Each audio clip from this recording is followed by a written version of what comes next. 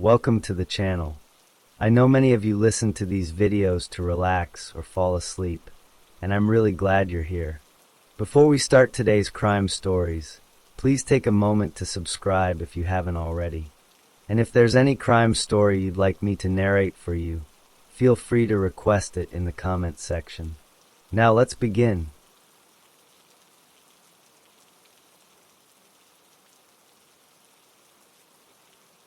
Story 1. Alphonse Gabriel Capone was born on January 17, 1899, in the Brooklyn borough of New York City. His parents, Gabrielle and Teresa Capone, were immigrants from Italy. They had come to America a few years before he was born, looking for work and a better future. His father was a barber, and his mother was a seamstress. The family was poor but hardworking. They lived in a rough neighborhood near the Brooklyn Navy Yard, and Al, as he was called, was the fourth of 9 children. As a young boy, Al was a good student at his local Catholic school. He was smart and did well in his classes. However, he did not like the strict rules and harsh discipline. When he was 14 years old, he got into an argument with a teacher and hit her in the face. This act of violence got him expelled from school. After that, he never went back to formal education. He left school and started working at various odd jobs to help his family. He worked in a candy store, a bowling alley, and even as a clerk in a book bindery. During his teens, he also played semi-professional baseball for a short time, but he did not make a career of it. Around this time, young Al Capone came under the influence of local gangs. The streets of Brooklyn were full of them. He started with small-time groups, and eventually joined a more powerful gang called the 5 Points Gang in Manhattan. It was through these connections that he met a man named Johnny Torrio, a seasoned gangster who would become a mentor to him. Torrio saw potential in the tough, smart young man and gave him work. One of his first jobs was as a bouncer and bartender at a Coney Island dance hall and saloon called the Harvard Inn, which was run by a gangster named Frankie Yale. It was there, while working the door one night, that an event happened which changed his appearance forever. A man named Frank Galluccio was at the bar with his sister. Capone made a disrespectful comment to the woman. Her brother became enraged and pulled out a knife. He slashed Capone 3 times on the left side of his face. The wounds healed, but they left 3 prominent scars. Capone hated the scars and the nickname that came with them, Scarface. He would always try to hide the left side of his face in photographs and told people the scars were from the war, though he never served in the military. Despite this violent incident, Capone continued his life in Brooklyn. On December 30th, 1918, when he was 19 years old, he married a woman named May Coughlin. She was Irish Catholic, and earlier that same month, she had given birth to their only son, Albert Francis Capone, whom they called Sonny. By all accounts, Al and May had a happy and stable marriage. Sonny was a sickly child and lost most of the hearing in his left ear. Capone was devoted to his family and worked to provide for them, even as his connections to the criminal world grew deeper. By 1919, at the invitation of his mentor Johnny Torrio, who had moved to Chicago, Al Capone decided to leave Brooklyn with his wife and young son to start a new chapter in the Midwest. When Al Capone arrived in Chicago around 1919, he went to work directly for Johnny Torrio. Torrio was the right-hand man to the city's top Italian gangster, James Big Jim Colosimo. Capone's first job in the city was working as a bouncer in a brothel, a place where he is believed to have caught the disease that would eventually destroy his health. At the time, he did not seek treatment. Capone quickly became Torrio's most trusted aide and protector. Then, in 1920, Big Jim Colosimo was murdered. Torrio took over the organization, and Capone became his partner. This was also the year the United States passed the Prohibition Law, which made it illegal to sell alcohol. This law created a massive new opportunity for criminals who were willing to supply it. Torrio was a smart and careful planner. He did not like violence if he could avoid it. He and Capone built a large and profitable business selling illegal liquor, known as bootlegging. They ran breweries and set up a network to transport alcohol, even bringing it in from Canada. They also made sure to pay off local politicians and police officers to protect their operations. For a few years, things ran smoothly, but not all gangsters wanted peace. The North Side Gang, led by Dean O'Banion, began causing trouble and trying to take over parts of Torrio's territory. Torrio tried to negotiate, but O'Banion kept cheating and betraying him. In 1924, Torrio decided O'Banion had to be killed. Capone was part of the team that planned the murder, which happened in O'Banion's own flower shop.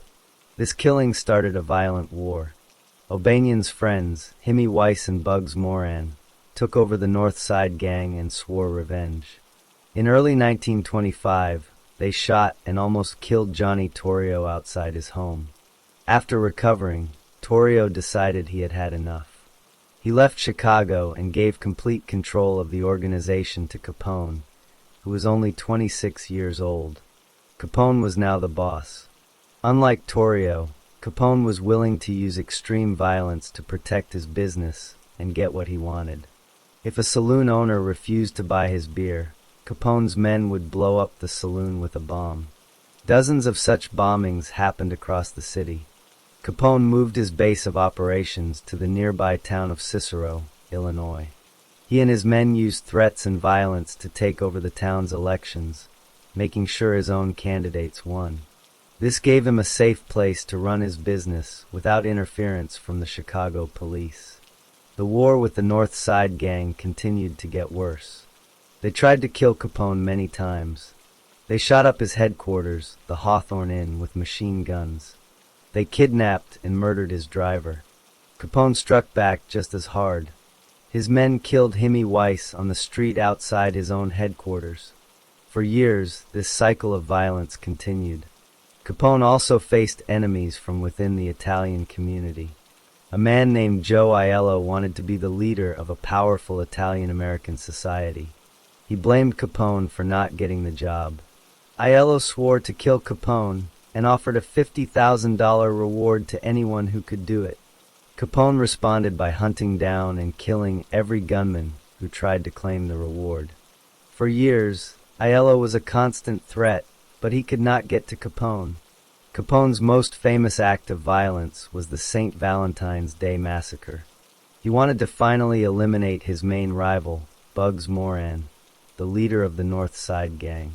On the morning of February 14, 1929, Capone's men dressed up as police officers.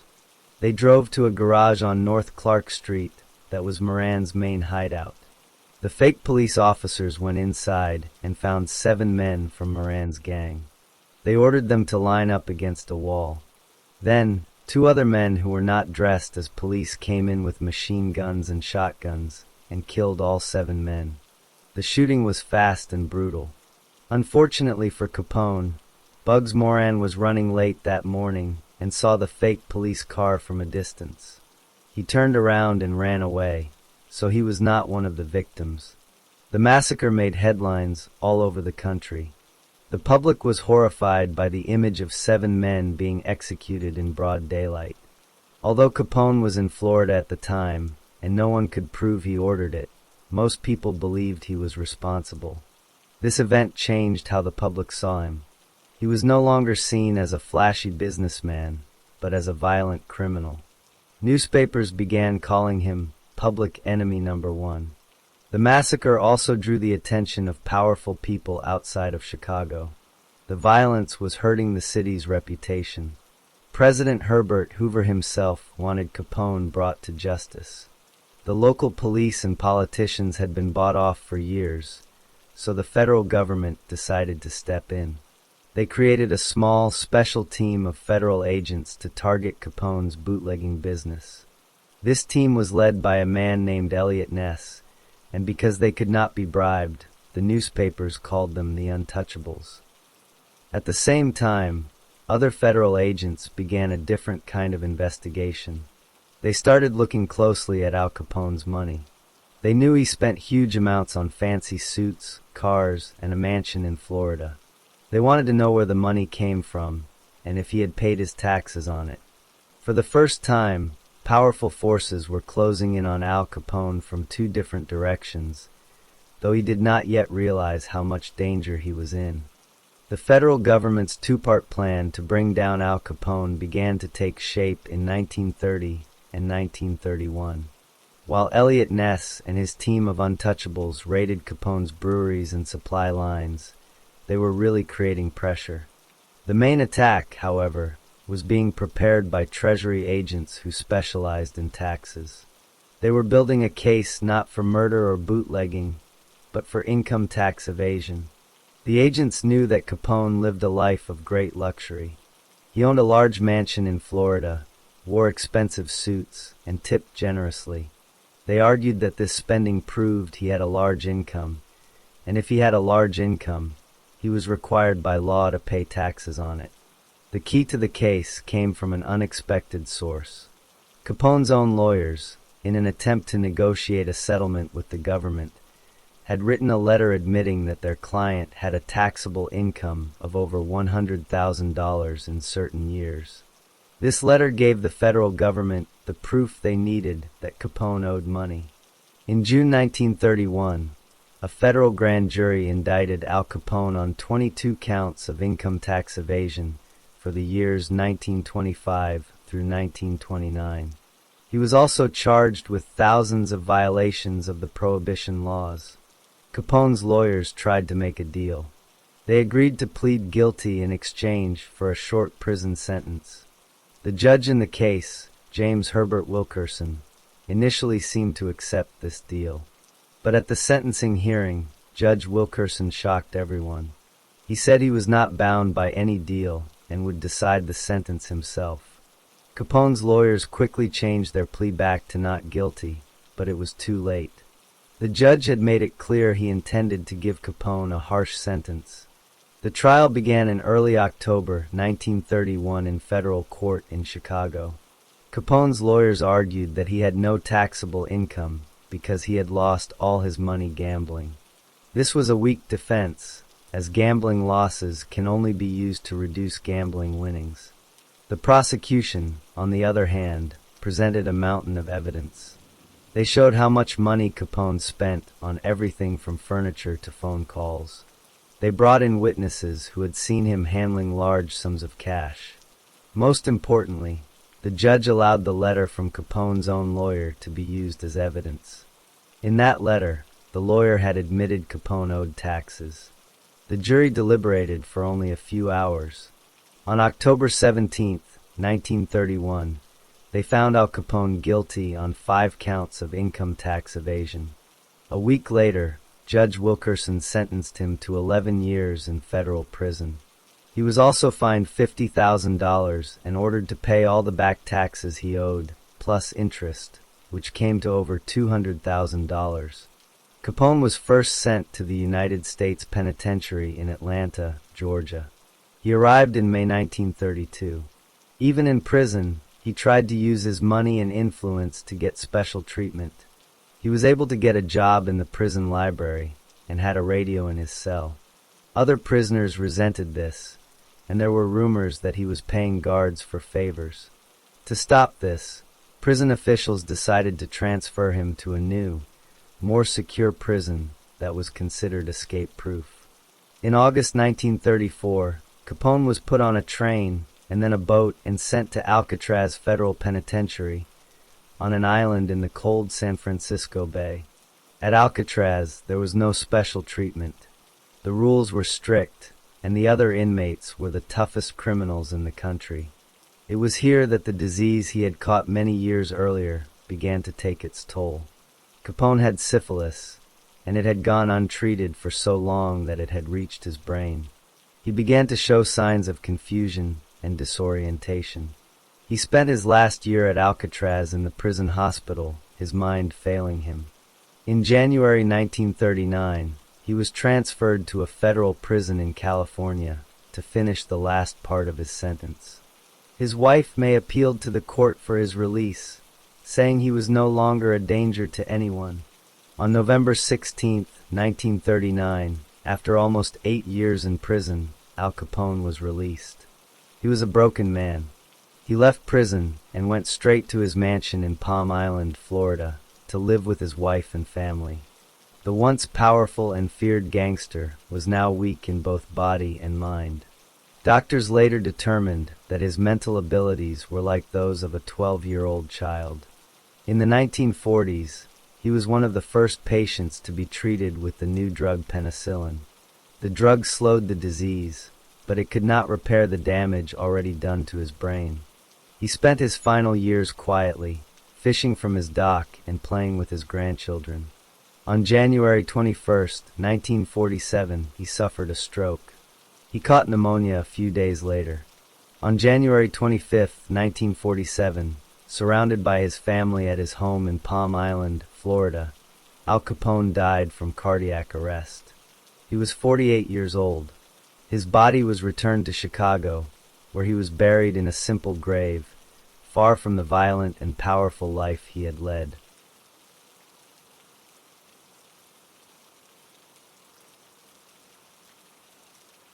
Story 2. Bernard Madoff was born on April 29, 1938, in the borough of Queens in New York City. His father, Ralph Madoff, worked as a plumber and later became a stockbroker. His mother, Sylvia, was a homemaker. Bernard was the second of 3 children. He had an older sister named Sandra and a younger brother named Peter. The family was Jewish, and their ancestors had come to America from countries in Eastern Europe like Poland and Romania. When Bernard was a boy, his family moved within New York City to the neighborhood of Far Rockaway in Queens. It was there that he attended Far Rockaway High School. He was an average student and graduated in 1956.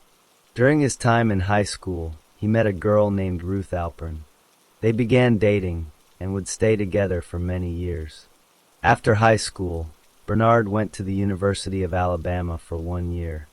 While there, he joined a Jewish fraternity called Sigma Alpha Mu. He then transferred to a school closer to home, Hofstra University, in Hempstead, New York. In 1960, he graduated from Hofstra with a degree in political science. After graduating, he briefly attended Brooklyn Law School, but decided to leave after just 1 year. He did not want to be a lawyer. He wanted to start his own business. On November 28, 1959, while still in college, Bernard married his high school sweetheart, Ruth Alpern. Ruth had graduated from Queens College and was working in Manhattan. Soon after marrying, Bernard used the money he had saved from working as a lifeguard and an irrigation sprinkler installer to start his own business. He had saved about $5,000. To help him get started, his father-in-law, Saul Alpern, who was an accountant, loaned him another $50,000. With this money, in 1960, Bernard Madoff founded a small stock brokerage firm. He called it Bernard L. Madoff Investment Securities. In the early years, the firm was very small. It mostly traded penny stocks, which are very cheap stocks not listed on major exchanges. Bernard was a hard worker and was good with numbers. He used new computer technology to help his firm share stock prices faster than his competitors. This was a new idea at the time. This technology he helped develop later became part of a major electronic stock market called the NASDAQ. Because of his work, he became a well-known person in the world of stock trading. Bernard and Ruth started a family. Their first son, Mark, was born in 1964. Their second son, Andrew, was born in 1966. As the boys grew up, the family lived in a ranch house in Roslyn, New York, on Long Island. Later, they bought a home by the ocean in Montauk, New York. Bernard's business continued to grow, and he became more and more involved in the financial industry. He was active in the National Association of Securities Dealers, NASD, a group that helped make rules for stock trading. He eventually became the chairman of its board. Bernard's younger brother, Peter, who had become a lawyer, joined the firm. His sons, Mark and Andrew, also came to work for him after they finished college. Mark graduated from the University of Michigan in 1986, and Andrew graduated from the University of Pennsylvania's Wharton School of Business in 1988. The Madoff family was very close and worked together. Bernard Madoff was not just a businessman, he was also seen as a leader on Wall Street. He was respected, served on important committees, and was a member of several business and charity boards. He and his wife also gave money to charities, hospitals, and theaters. To the outside world, Bernard Madoff was a very successful and generous man who had built a great business with his family. While Bernard Madoff's stock trading business on the 19th floor was real and legitimate, he had another secret business. This was his investment management division. He did not talk about this part of his company publicly. He kept it quiet and made it seem exclusive, as if only special people were allowed to invest with him. In reality, this secret division was a giant fraud. The fraud worked like this. When people gave Madoff their money to invest, he did not actually buy stocks or bonds for them. Instead, he simply deposited all their money into a single bank account at the Chase Manhattan Bank. When an investor wanted to take money out, Madoff used the money from new investors who had just deposited funds to pay them. This is called a Ponzi scheme. It is named after a man named Charles Ponzi, who used this trick in the 1920s. The scheme works only as long as new money keeps coming in to pay the old investors who want to leave. Madoff promised his clients very steady and high returns year after year. To make these fake returns look real, he had to create false records. He had employees who worked for him for many years who helped with this. One of his key assistants was a man named Frank D. Pasquale. On the 17th floor of the office building, D. Pasquale and his team would look at the stock market after it closed for the day. They would see which stocks had performed the best. Then, they would create fake trading records. These records would make it look like Madoff had bought those successful stocks for his clients before they went up in price. They would even put old dates on these fake trades, a practice called backdating, to make it seem like the trade happened in the past. This is how they created the appearance of amazing profits. Madoff told his clients he was using a safe investment strategy called a split strike conversion. He claimed he bought big, safe stocks, and then used options to protect against losses. But this was a complete lie. In reality, there were no trades at all. The money just sat in the bank. For this lie to work, Madoff needed people to trust him and not ask too many questions. He often told his investors to keep their relationship with him a secret. He said this was because his strategy was so special, but the real reason was that he did not want anyone to look too closely. The victims of this fraud were numerous. Many were wealthy individuals, but many were also charities, universities, and pension funds. Because Madoff was Jewish, he was trusted within the Jewish community. Many Jewish charities and organizations, like the Elie Wiesel Foundation for Humanity and Hadassah, a women's Zionist organization, invested large sums of money with him. They felt they were investing with one of their own. This type of fraud, where someone uses their membership in a group to trick others in that same group, is called affinity fraud. His investors believed they were in a special, private club. Over the years, some people noticed that something was wrong. A financial analyst named Harry Markopolos spent years trying to warn the government. He told the Securities and Exchange Commission (SEC), the agency in charge of watching over Wall Street, that Madoff's numbers were impossible. He proved that the volume of trading Madoff claimed to do could not happen because there simply were not enough stocks and options available to buy. The SEC looked into Madoff several times starting in the 1990s, but never found the fraud. The investigators either did not understand what they were seeing or did not ask the right questions. For example, in 2004, an SEC lawyer named Genevieve Walker Lightfoot found inconsistencies in Madoff's files and wanted to ask more questions, but her supervisors told her to stop and work on something else.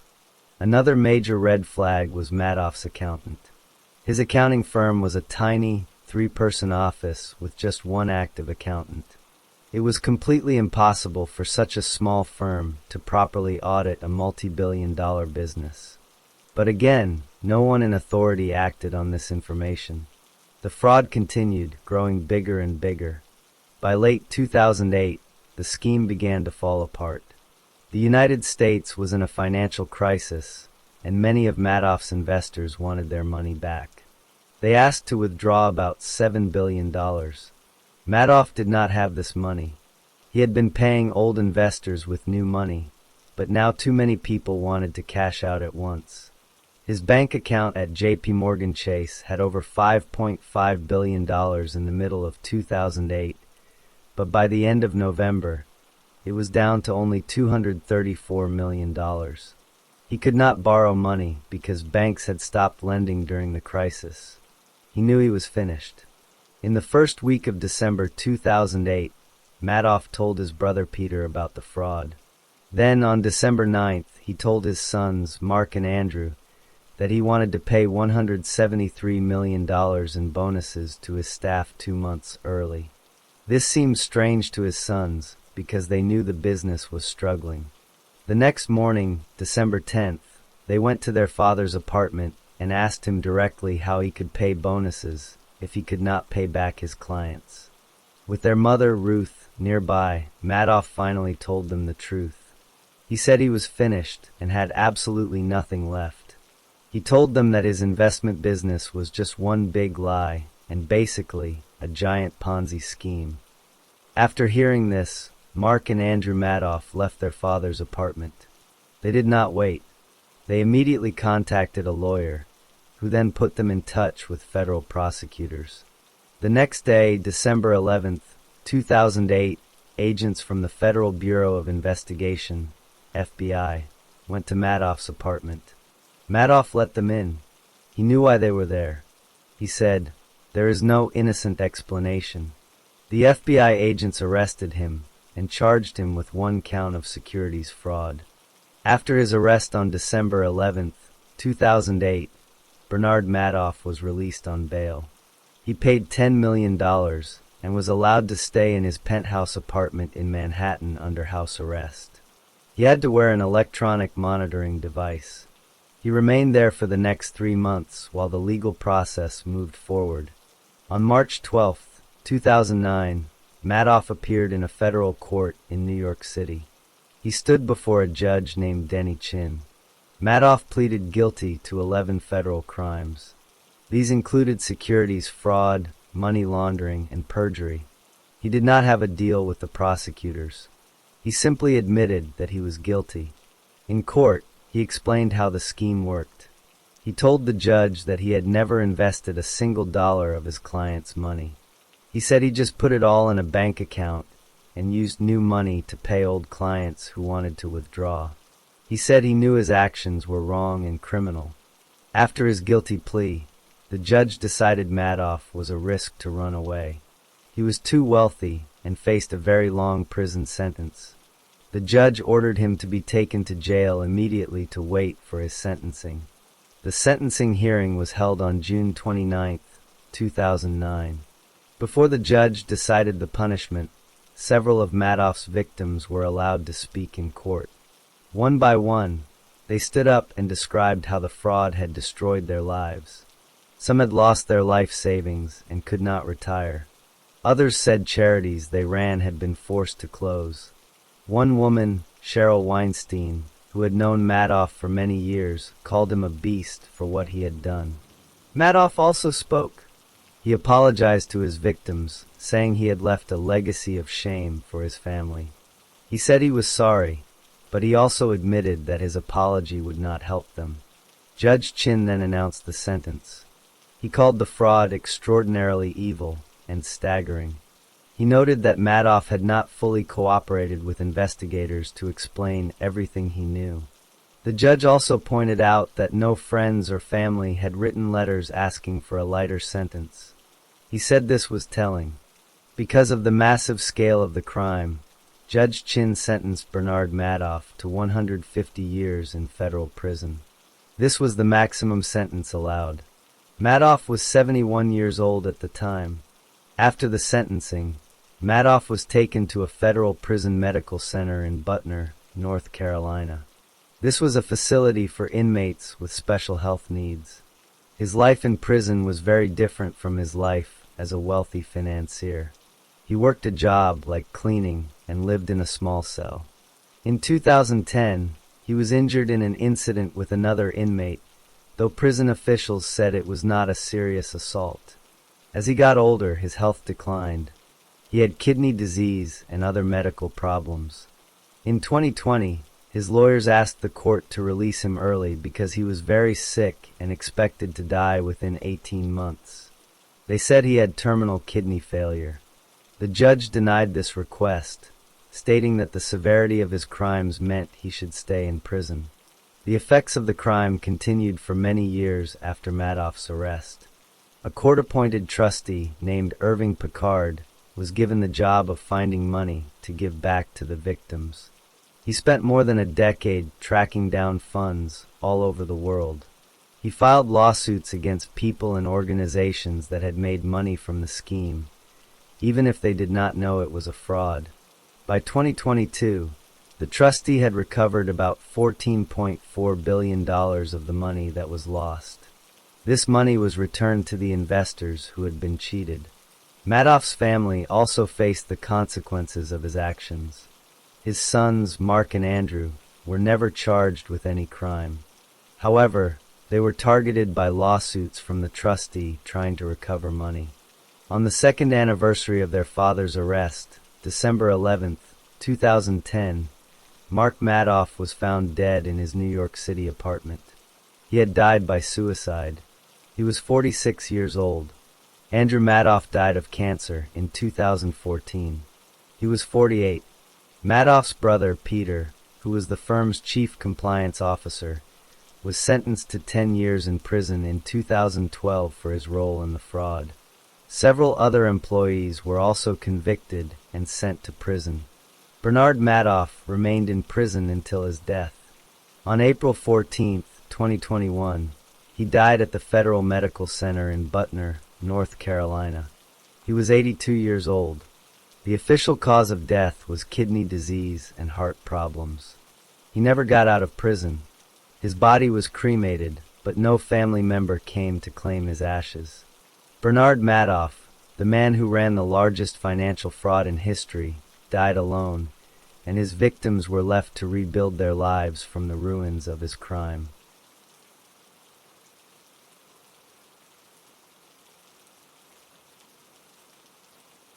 Story 3. Khalid Sheikh Mohammed was born on April 14, 1965, in the country of Kuwait. His parents were from the Baloch ethnic group. His father was a religious leader, called an imam, in a town in Kuwait. His parents had moved there from the Balochistan region, which is in Pakistan, during the 1950s. Khalid grew up in a neighborhood called Badawiya, which is near Kuwait City. He was one of 5 children in his family. He had 3 brothers and 1 sister. As a child and teenager, Khalid attended local schools. He was a good student. When he was 16 years old, he joined a group called the Muslim Brotherhood. This was a large group that believed in a strict form of Islam and was active in many countries. After he finished high school in 1983, when he was 18, Khalid moved to the United States to continue his education. First, he went to a small college in North Carolina. Later, he moved to a larger university, also in North Carolina, called North Carolina A&T State University. In 1986, he graduated from this university with a university degree, a Bachelor of Science in Mechanical Engineering. After finishing his studies in America, Khalid did not go back to Kuwait. Instead, in 1987, he traveled to Peshawar, a city in Pakistan. At that time, a war was happening in the neighboring country of Afghanistan. The Soviet Union had sent its army to fight there, and many Muslim fighters, called Mujahideen, had gone to Afghanistan to fight against the Soviet troops. Khalid and his brothers joined these fighters. He went to a training camp for a short time. Then he got a job working for a magazine that was connected to one of the main Afghan fighter groups. Several years later, in 1992, he got another university degree. This one was a master's degree in Islamic studies, which he earned by taking classes through the mail from Punjab University in Pakistan. Around 1993, Khalid got married. He then moved his new family to the country of Qatar, which is also in the Middle East. In Qatar, he found a normal job as an engineer with the government's ministry that handled electricity and water. He lived and worked there for some time. However, he also began to travel to different countries. During this time in his life, he started to develop very strong negative feelings toward the United States. Later, he told people that his anger toward the United States did not come from his time there as a student. He said it came from his strong disagreement with U.S. foreign policy, especially its support for Israel. Some reports also said that his time in America was not a happy one. He had some bad experiences, including a short time in jail because he could not pay some bills. These experiences may have made his negative views about the country even stronger. In 1994, Khalid Sheikh Mohammed traveled to the Philippines. He went there to work with his nephew, Ramzi Youssef. They planned a large terrorist attack together. Their plan was called the Bojinka Plot. The goal was to place bombs on 12 American airplanes flying over the Pacific Ocean. They planned to put the bombs on the planes, leave the bombs set to explode later, and then get off the planes during stopovers. If the plan had worked, all 12 planes would have exploded at different times, killing almost everyone on board. That would have been about 4,000 people. In December 1994, they tested their bomb design on a different flight. They put a small bomb under a seat on a plane flying from the Philippines to Japan. The bomb exploded as planned and killed one Japanese passenger. This test showed them their method could work. But their plot was discovered in January 1995, before they could carry out the full attack. Police in the Philippines found bomb-making materials in an apartment they were using. Ramzi Youssef was captured soon after, but Khalid Sheikh Mohammed was not. After the Bojinka plot was discovered, Mohammed left the Philippines. He went back to his job in Qatar, but American authorities were now looking for him. In early 1996, the United States asked the government of Qatar to arrest him. Someone in the Qatari government warned Mohammed, and he quickly fled the country. He went to Afghanistan. At that time, Afghanistan was in a state of war and had no strong central government. Many militant groups were based there. One of these groups was led by a wealthy Saudi man named Osama bin Laden. His organization was called Al-Qaeda. In Afghanistan, Mohammed met with bin Laden for the first time. He explained a new, much larger attack plan to him. This plan was a new version of the Bojinka idea. Instead of bombing planes in the air, he wanted to hijack commercial airplanes inside the United States and fly them into important buildings. At first, bin Laden was interested, but did not agree to support the plan right away. Mohammed continued to travel and plan on his own. In the late 1990s, he tried to join fighters in Chechnya, another place with a war, but could not get there. He returned to Afghanistan. Finally, around early 1999, bin Laden agreed to fully support the airplane plot. He invited Mohammed to officially join Al-Qaeda, and Mohammed accepted. Bin Laden provided the money for the plot. He also helped choose the men who would carry it out. Mohammed was put in charge of the operational planning. The planning of the September 11th attacks then began in detail. Mohammed helped select and train the men who would become the hijackers. Most of these men came from Saudi Arabia. They were sent to Afghanistan for training. Mohammed helped arrange for them to get new passports and visas to enter the United States. He also helped them find flight schools in America. The lead hijacker, a man named Mohammed Atta, met with both bin Laden and Mohammed to discuss the final targets. They decided on 4 targets: the Twin Towers of the World Trade Center in New York City, the the Pentagon Building in Virginia, and either the White House or the U.S. Capitol Building in Washington, D.C. If a hijacker could not reach his main target, he was ordered to crash the plane. 19 hijackers were finally chosen. They moved to the United States in 2000 and 2001. They took flying lessons and got into position. On the morning of September 11, 2001, the 19 hijackers boarded 4 different commercial flights.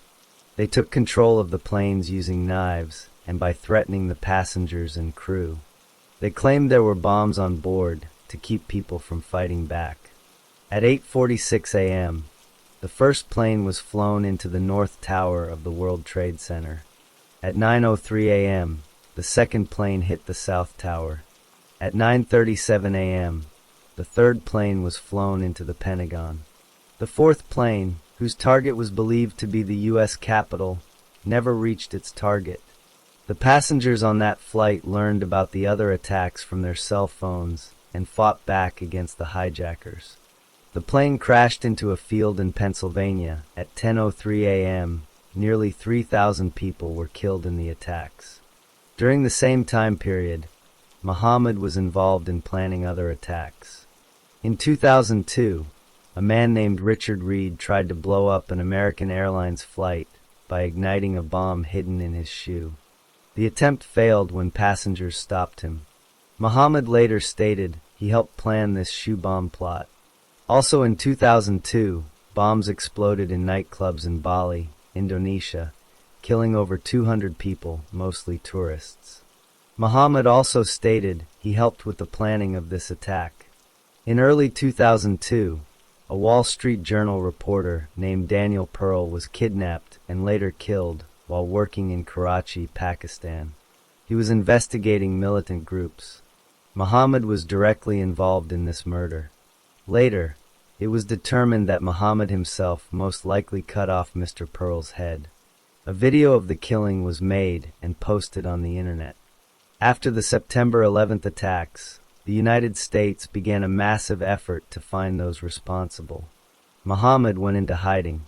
He moved his family to Pakistan and continued to move from place to place to avoid capture. He helped plan other operations that were never carried out.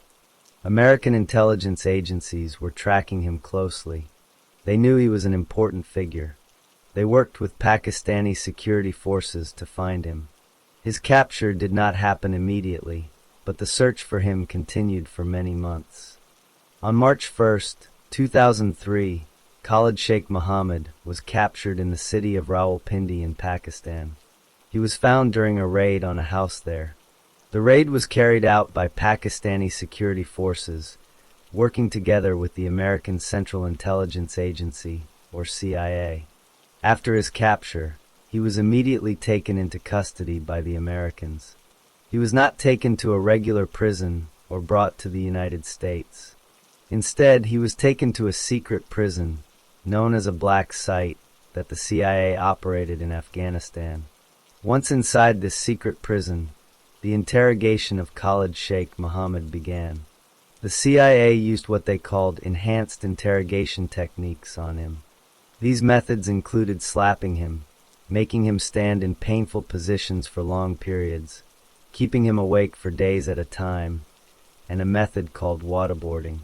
Waterboarding involves pouring water over a cloth covering a person's face to make them feel like they are drowning. Muhammad was waterboarded many times. Later, he was moved to another secret CIA prison in Poland, where the waterboarding continued. In total, records later showed he was waterboarded at least 183 times. During this time, he was also kept naked for long periods and was not allowed to sleep. The International Red Cross and human rights groups later stated that these methods were torture. While being interrogated under these conditions, Muhammad began to talk. He gave his captors a great deal of information. He told them about the planning of the September 11th attacks. He also confessed to being involved in many other plots, including the 1993 World Trade Center bombing, the Bali bombings, the shoe bomb plot, and the murder of Daniel Pearl. He claimed responsibility for these attacks. However, some of the information he gave was later found to be false. Experts believe he may have said things that were not true just to make the painful interrogation stop or to mislead his questioners. Despite this, the information he provided was used by the U.S. government to build a case against him. In September 2006, after more than 3 years in secret CIA prisons, Khalid Sheikh Mohammed was moved again. He and 13 other high-value prisoners were transferred to the American military prison at Guantanamo Bay, Cuba. This was the first time the public learned he was in U.S. custody. At Guantanamo, he was held in a special camp for the most important detainees. In March 2007, he appeared before a military hearing at Guantanamo. At this hearing, he again confessed to being the mastermind of the 9/11 attacks. He said, "I was responsible for the 9/11 operation from A to Z."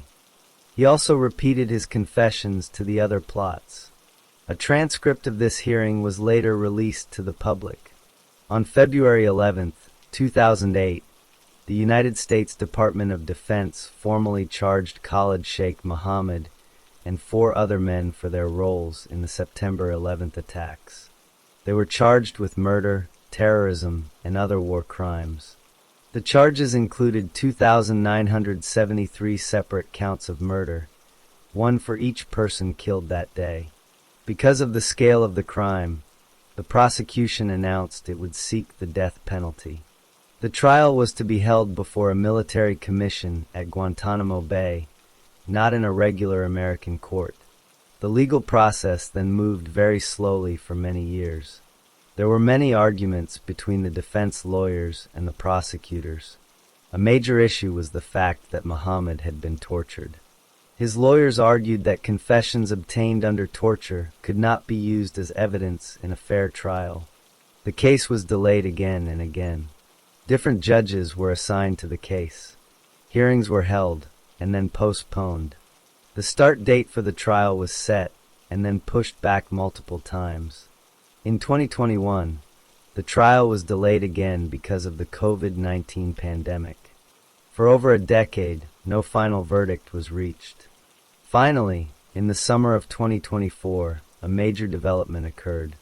After years of negotiations, Khalid Sheikh Mohammed and his lawyers reached an agreement with prosecutors. He agreed to plead guilty to all the charges. In exchange for his guilty plea, the government agreed not to seek the death penalty. He would instead spend the rest of his life in prison. The plea deal was announced on July 31, 2024. However, just 2 days later, the U.S. Secretary of Defense, Lloyd Austin, stepped in and revoked the plea deal. He said the decision was too important to be made without his approval. This caused more legal confusion. Then, in November 2024, a military judge ruled that the plea deal was valid and could go forward. He stated that the Secretary of Defense did not have the authority to cancel it after it had been accepted. But the legal fight was not over. In July 2025, a federal appeals court in Washington, D.C., made a final ruling. By a vote of 2-1, the court voided the plea deal.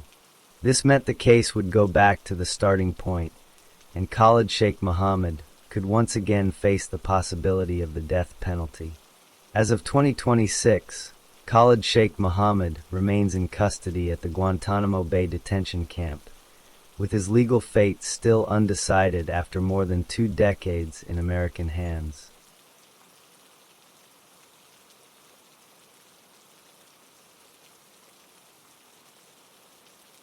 Story 4. Omar Abdurrahman was born on May 3, 1938, in a city called Al-Gamaliya, which is in the Daqaliya Governorate of Egypt. He was born into a poor family. When he was only 10 months old, he lost his eyesight due to an illness. Because he was blind, his life was different from the start. His family decided that he should focus on religious studies, as this was a common path for blind children in Egypt at that time. As a young child, he learned to read using a special version of the Quran printed in Braille, which is a system of raised dots that blind people can read with their fingers. He worked very hard at his studies. By the time he was 11 years old, he had memorized the entire Quran. After achieving this, his family sent him away to an Islamic boarding school. This school was strict and focused only on religious education. At the boarding school, Omar was a serious student. He did not play much with other children. He spent his time reading religious books. He became very interested in the writings of two important Islamic scholars from history. The first was Ibn Taymiyyah, who lived many centuries earlier. The second was Sayyid Qutb, who was an Egyptian writer living in his own time. Both of these writers had very strict and unforgiving views about how society should be run according to their interpretation of Islam. After finishing his early studies, Omar moved to Cairo, the capital city of Egypt. He enrolled in Cairo University, specifically in the School of Theology. He continued to study religion and did well in his courses. After completing his degree there, he went on to study at Al-Azhar University. Al-Azhar is one of the oldest and most famous universities for Islamic learning in the world. He spent many years there and eventually earned a very high degree called a doctorate. His area of expertise was tafsir, which means the interpretation of the Quran. His final thesis was a very long paper, over 2,000 pages long, about how the Quran treats its enemies. This paper was well received in academic circles at the time. Once he finished his education, Abdul Rahman began working as a preacher and a religious teacher. He did not stay quiet about his views. At that time, Egypt was led by a man named Gamal Abdel Nasser. Nasser's government was secular, meaning it did not base its laws entirely on religion.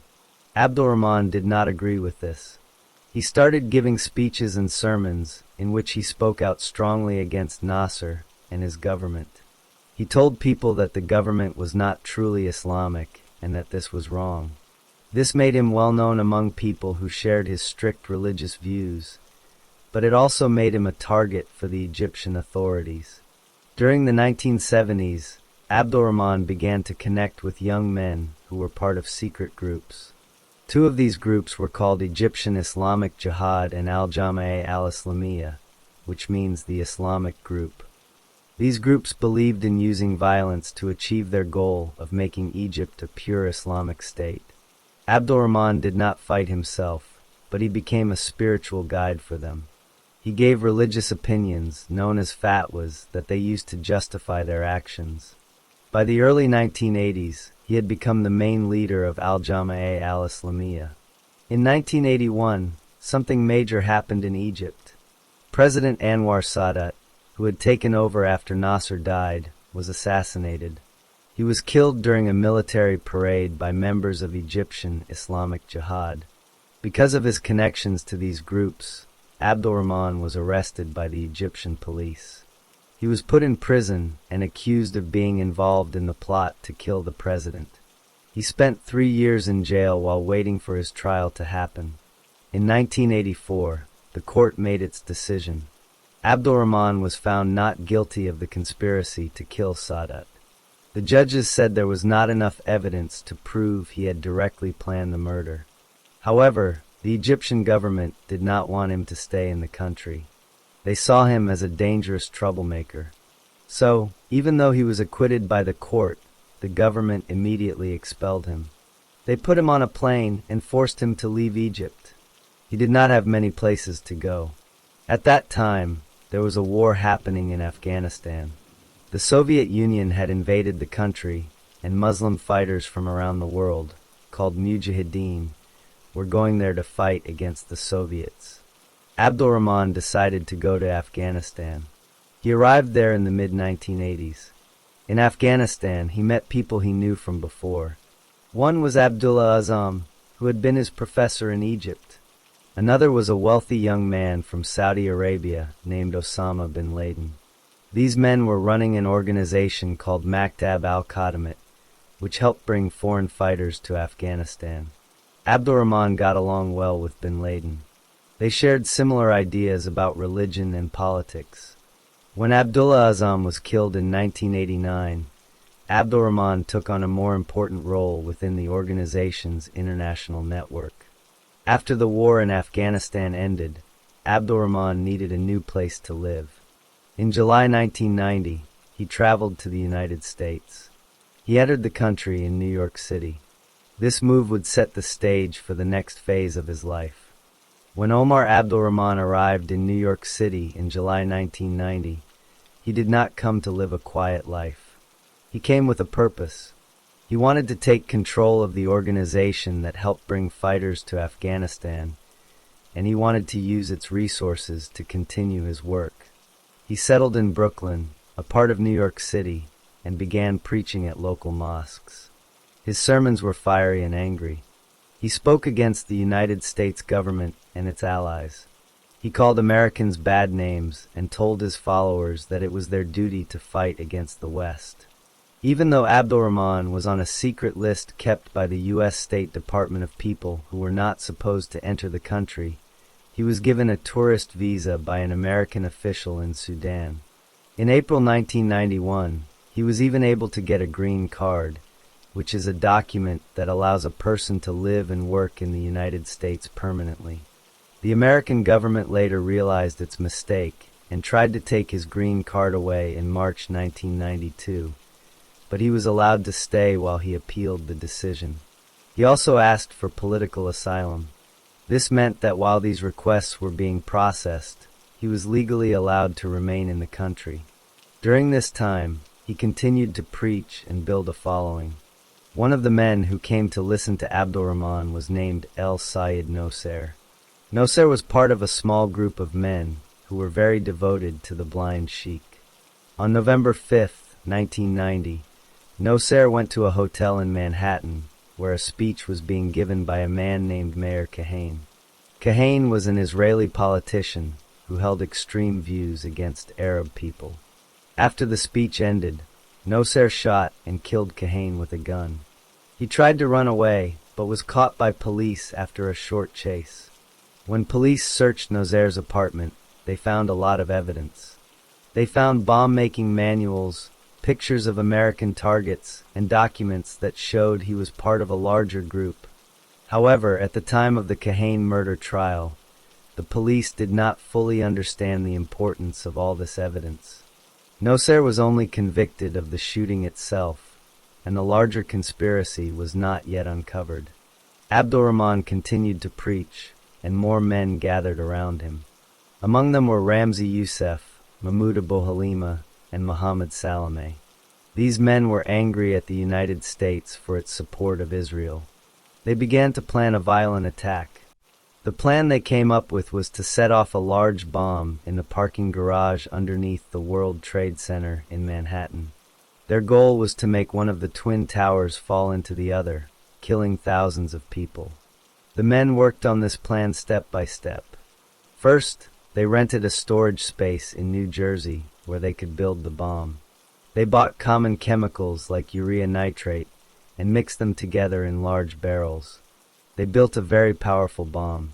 Then, on February 26, 1993, they loaded the bomb into a rented yellow Ryder van. Mohammed Salameh drove the van to the World Trade Center. He parked it in the public parking garage B2, which was underneath the North Tower. He got out, set a timer on the bomb, and walked away. At 12:17 in the afternoon, the bomb exploded. The blast was massive. It tore a huge hole through several levels of the garage. The explosion caused a chain reaction. It cut the main electrical cable for the entire World Trade Center complex, which caused the emergency lights to fail. It filled the area with thick, black smoke. The smoke was so thick and toxic that it rose up through the stairwells and elevator shafts all the way to the top floors of both towers. 6 people were killed in the explosion and its immediate aftermath. More than 1,000 people were injured, many of them from breathing in the smoke. While the towers did not fall, the attack was a major event.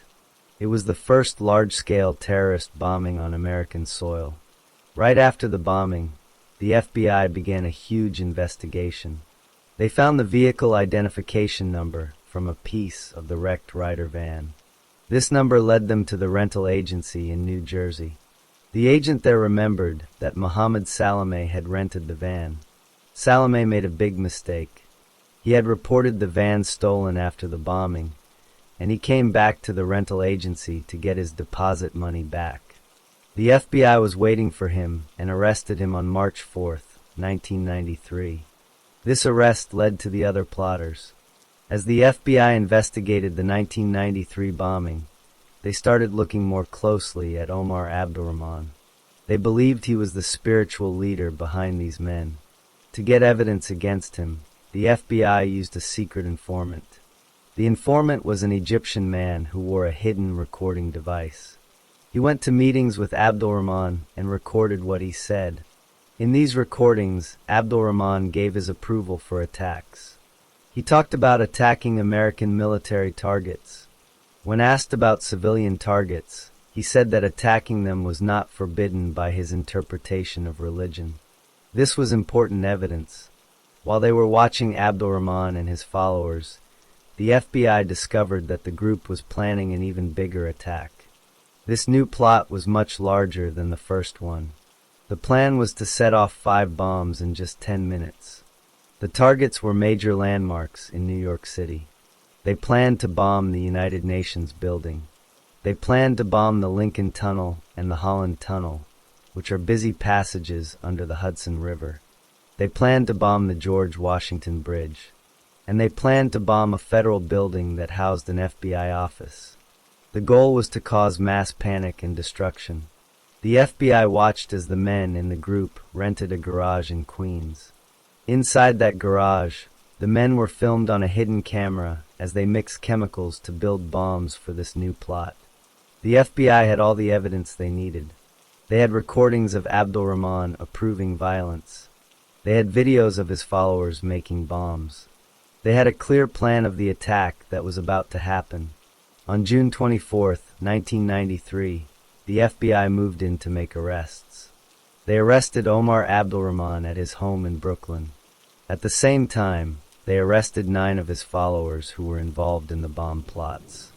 The men were taken into custody, and the second, larger plot was stopped before it could be carried out. After Omar Abdulrahman and his 9 followers were arrested on June 24, 1993, they were held in custody while the government prepared its case. The prosecutors had a large amount of evidence against them. They had the recordings made by the FBI informant, which clearly showed Abdulrahman supporting violent attacks. They had the videotapes from the hidden camera in the Queens garage, which showed the men mixing bomb chemicals. They had documents and plans for the second plot to blow up New York City landmarks. The trial began in early 1995 in a federal court in New York City. The main charge against Abdulrahman and the others was seditious conspiracy.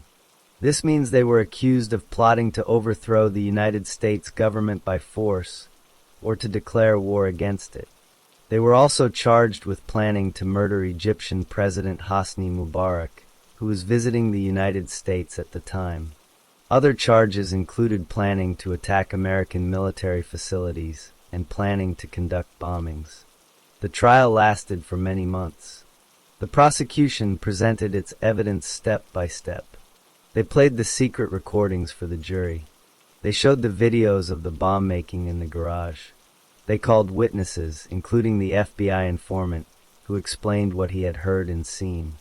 The defense lawyers argued that Abdulrahman was only preaching his religious beliefs, and that his words were protected by the First Amendment, which guarantees freedom of speech. They said he had not directly ordered anyone to commit violence. On October 1st, 1995, the jury reached its verdict. They found Omar Abdulrahman guilty on all charges. They found him guilty of seditious conspiracy. They found him guilty of soliciting his followers to kill President Mubarak. They found him guilty of conspiracy to murder President Mubarak. They found him guilty of soliciting attacks on American military targets. And they found him guilty of conspiracy to conduct bombings. His 9 followers were also convicted on various charges related to the plots. In January 1996, the judge sentenced Omar Abdulrahman. Because of the severity of his crimes and his role as the leader of the plot, the judge gave him a life sentence in prison.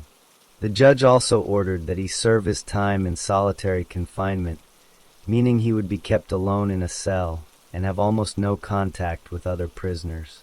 He would never be allowed to go free on parole. After the sentencing, Abdulrahman was sent to a federal prison medical center in Rochester, Minnesota. He was kept there for several years. Then, after the attacks on September 11, 2001, he was moved to a different facility for security reasons. He was transferred to the Federal Medical Center in Butner, North Carolina. This was a high-security prison with a hospital inside. He remained there for the rest of his life. While Abdulrahman was in prison, his case continued to have effects in the wider world. In 1997, members of his group Al-Jama'ah al-Islamiyah carried out a terrible attack in Egypt. They attacked tourists at a famous historical site near Luxor. They killed 58 foreign visitors from countries like Switzerland, Japan, and Germany. They also killed 4 Egyptians. After the killing, they left leaflets at the scene demanding that the United States release Abdulrahman from prison. In 2005, 3 people who had worked on Abdulrahman's legal team were put on trial.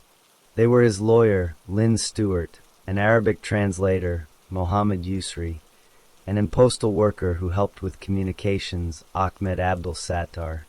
The government proved that they had helped pass messages from Abdulrahman in prison to his followers in Egypt. This was against the prison rules because Abdulrahman was not supposed to have contact with the outside world. They were all convicted and sent to prison for their roles. For many years, there were efforts to get Abdulrahman released. Different groups and leaders asked the U.S. government to free him. In 2012, the newly elected president of Egypt, Mohamed Morsi, said he would try to bring Abdulrahman back to Egypt, but the U.S. government refused to release him. In 2013, during a hostage crisis at a gas plant in Algeria, the attackers offered to trade American hostages for the release of Abdulrahman. The United States stated clearly that it would not negotiate with terrorists. Omar Abdulrahman never left prison. His health got worse over the years. He had diabetes and problems with his heart. On February 18, 2017, at the age of 78, he died at the prison medical center in Butner, North Carolina. The cause of death was listed as complications from his long-term illnesses. After he died, the U.S. government arranged for his body to be flown to Egypt for burial. His funeral was held there, and he was buried in his home country.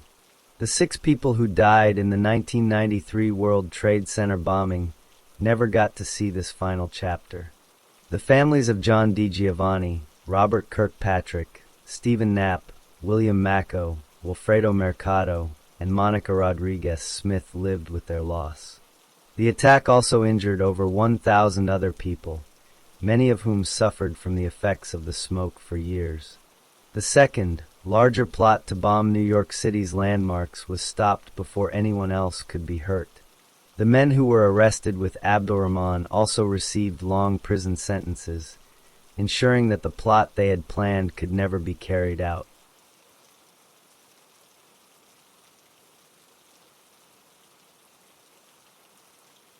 Story 5. This story is not about one single person. It is about a place and a time. The place was a part of London, England, called Whitechapel. The time was the year 1888. To understand what happened, you must first understand how people lived there. In the middle of the 1800s, many people moved to London to find work. A large number of these people came from Ireland. They settled in the east part of the city, in areas like Whitechapel. Then, starting in 1882, another large group of people arrived. These were Jewish families running away from violent attacks in Russia and other parts of Eastern Europe. They also moved into Whitechapel because the housing was cheap. This caused the population to grow very fast. By 1888, about 80,000 people were living in Whitechapel. There were not enough houses for everyone. Many families were forced to live in just 1 or 2 rooms. Other people had no home at all. They had to stay in places called common lodging houses. In these lodging houses, you could pay a few pennies to sleep in a room with many other people. For 4 pence, you could have a small bed that looked like a coffin. For only 2 pence, you could sleep sitting up, leaning against a rope that was stretched across the room. These places were dirty and crowded. Finding a good job was very difficult. Many people could not find work. Those who did find work were paid very little money. This created a large group of people who were extremely poor. Life was hard, especially for children. More than half of all children born in the East End of London died before they turned 5 years old. Because there was no money, crime was common. People stole things to survive. Many people drank too much alcohol to forget their problems. For many women, the only way to get money for food or a bed was to sell themselves on the street. This was called prostitution. In October 1888, the police estimated that there were about 1,200 women working as prostitutes in Whitechapel. There was also a lot of tension between different groups of people. Some people did not like the new immigrants. They blamed them for the lack of jobs and the crime. There were protests and fights in the streets. Many people who lived in other parts of London thought Whitechapel was a dangerous and immoral place. In this poor and crowded neighborhood, violence against women was not unusual. It was a sad part of daily life.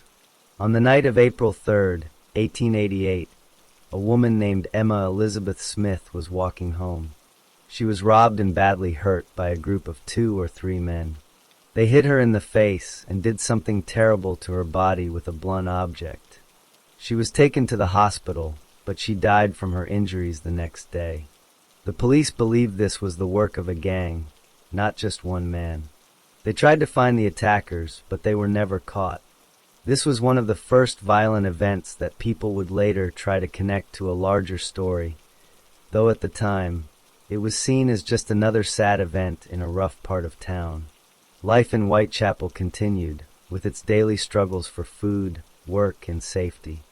In the early morning of Friday, August 31st, 1888, a carman was walking along Bucks Row, a quiet street in Whitechapel. At about 3:40 a.m., he saw something on the ground. It was the body of a woman. She was later identified as Marion Nichols. A doctor was called to examine her. He saw that her throat had been cut with a knife, deeply 2 times. The cuts were so deep that they reached all the way down to her spine.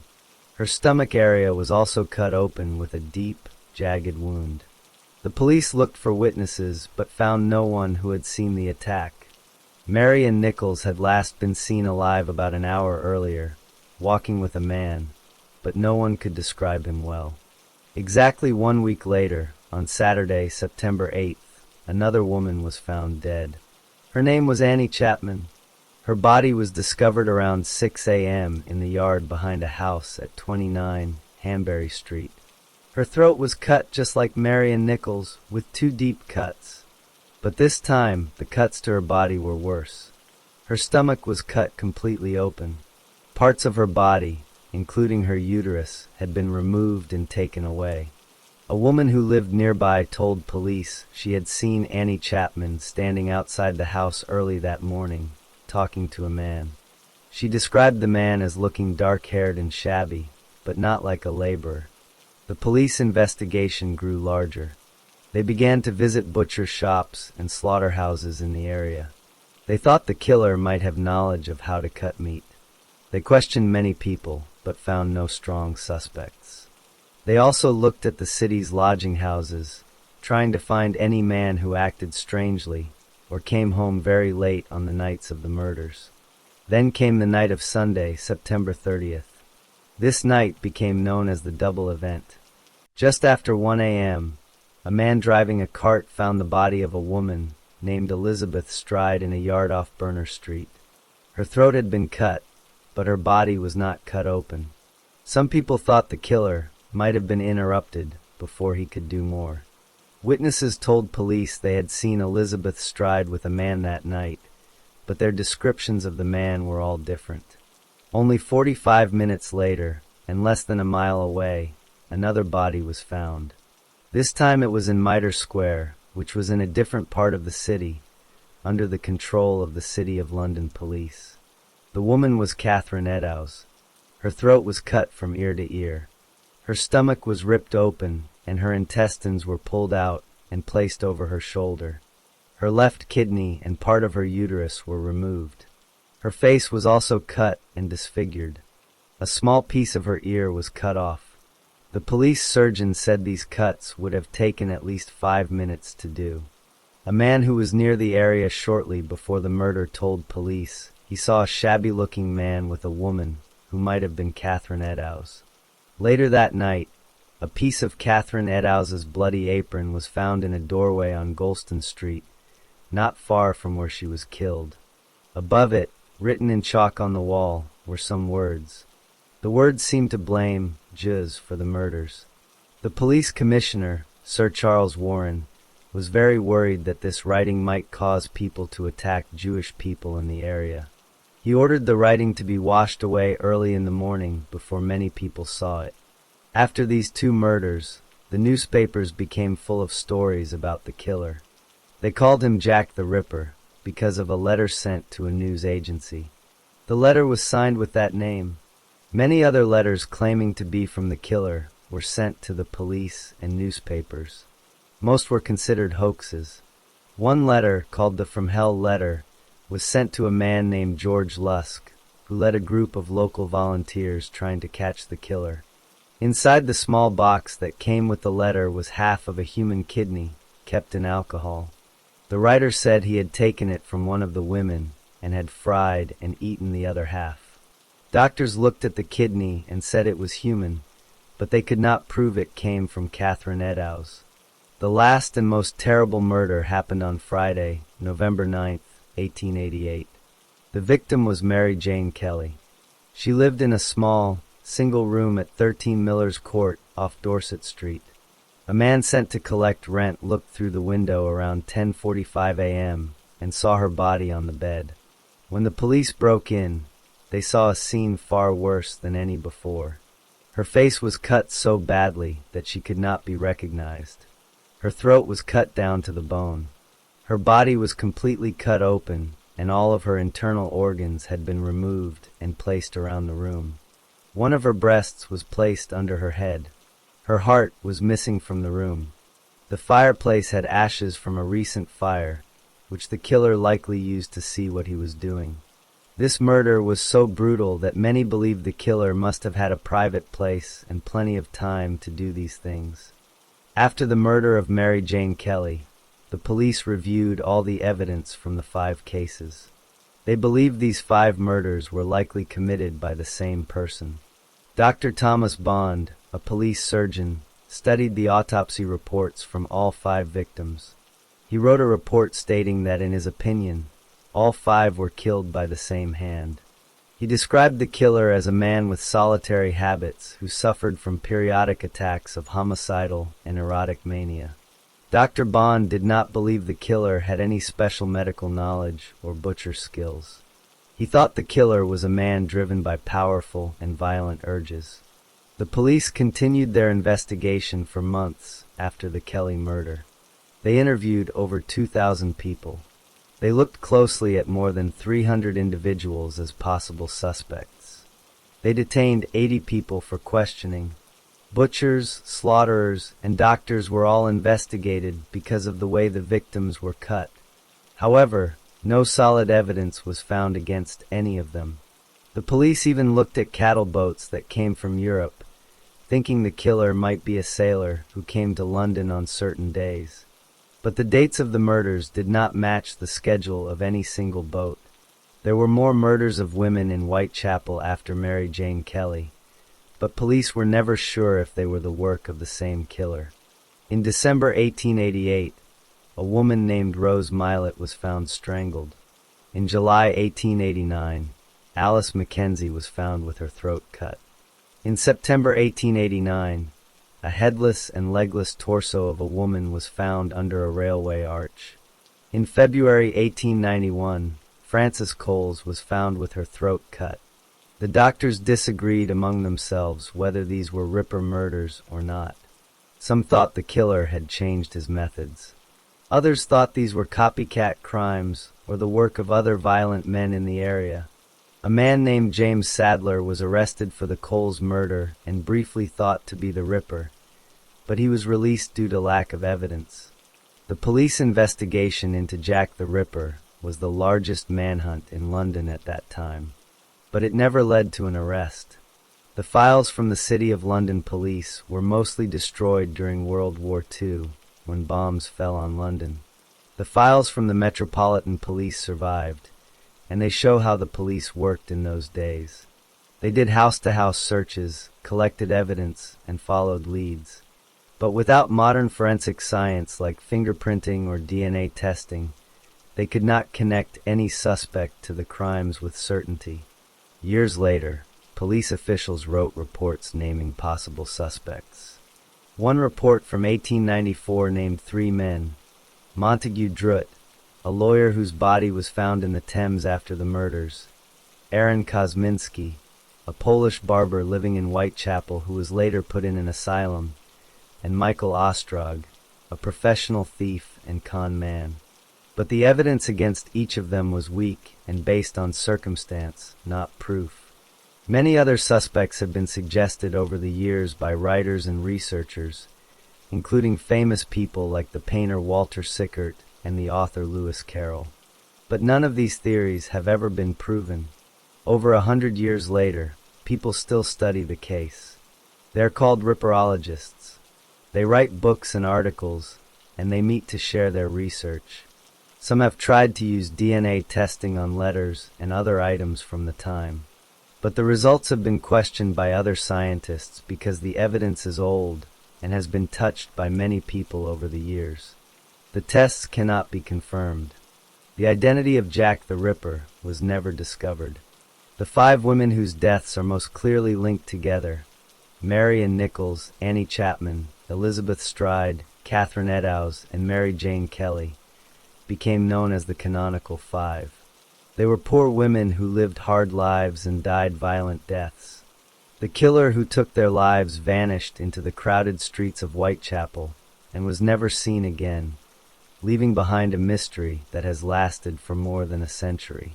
The case of Jack the Ripper was never solved.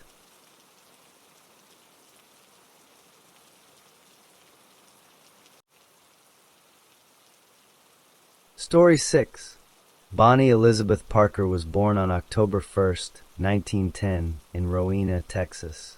She was the second of 3 children born to Charles Robert Parker and Emma Krause Parker. Her father worked as a bricklayer. When Bonnie was 4 years old, her father died. This left Emma Parker a widow with 3 young children to raise alone. After Charles Parker's death, Emma moved her family back to live with her own parents. They settled in Cement City, which was an industrial area in West Dallas. It was a poor neighborhood where many working-class families lived. Emma worked as a seamstress to support her children. As Bonnie grew up, she showed that she was a bright child who enjoyed attention. She liked performing on stage and dreamed of becoming an actress one day. In her second year of high school, Bonnie met a boy named Roy Thornton. They decided to leave school and got married on September 25th, 1926, just 6 days before Bonnie turned 16. Their marriage was not happy. Roy was often away from home and had problems with the law. They stopped living together after January 1929, but they never got a divorce. Bonnie continued to wear the wedding ring Roy had given her. After she left Roy, Bonnie moved back home with her mother in Dallas. She found work as a waitress. One of the customers who came in regularly was a postal worker named Ted Hinton. At that time, Bonnie did not know that Ted would later play an important role in her life. Bonnie kept a short diary in early 1929 when she was 18 years old. In it, she wrote about feeling lonely and being tired of life in Dallas. She also wrote that she loved photography. Clyde Chestnut Barrow was born on March 24, 1909, in Tellico, Texas. He came from a poor farming family. He was the fifth of 7 children born to Henry Basil Barrow and Cummy Talitha Walker. In the early 1920s, the Barrow family moved to Dallas. They were part of a larger movement of rural families moving to cities during that time. Many of these families ended up in the poor area of West Dallas. When the Barrows first arrived, they had no money for a house. They lived under their wagon until they could save enough to buy a tent. Clyde was first arrested in late 1926 when he was 17 years old. Police confronted him about a rental car he had not returned on time, and he ran. He was arrested again soon after, along with his brother Buck, for having stolen turkeys. Between 1927 and 1929, Clyde held some regular jobs. But he also began breaking into safes, robbing stores, and stealing cars. In January 1930, Clyde met Bonnie Parker through a mutual friend. Clyde was 20 years old, and Bonnie was 19. They spent a lot of time together in the weeks that followed. But their time together was cut short when Clyde was arrested by a Dallas County deputy sheriff named Bert Wisnand. Clyde was charged with auto theft and convicted. He was sent to the McLennan County Jail in Waco, Texas. On March 11, 1930, Clyde escaped from that jail using a gun that Bonnie had smuggled into him. He was caught again on March 18th. In April 1930, Clyde was sent to the Huntsville State Prison. In September, he was moved to the Eastham Prison Farm. He was 21 years old. While at Eastham, something terrible happened to Clyde. He was sexually assaulted by another prisoner. In response, Clyde attacked the man with a metal pipe and killed him. This was the first murder Clyde ever committed. Another prisoner who was already serving a life sentence claimed responsibility for the killing, so Clyde was not charged.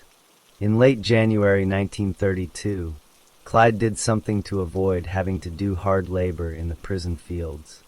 He had 2 of his toes cut off, either by another inmate or by himself.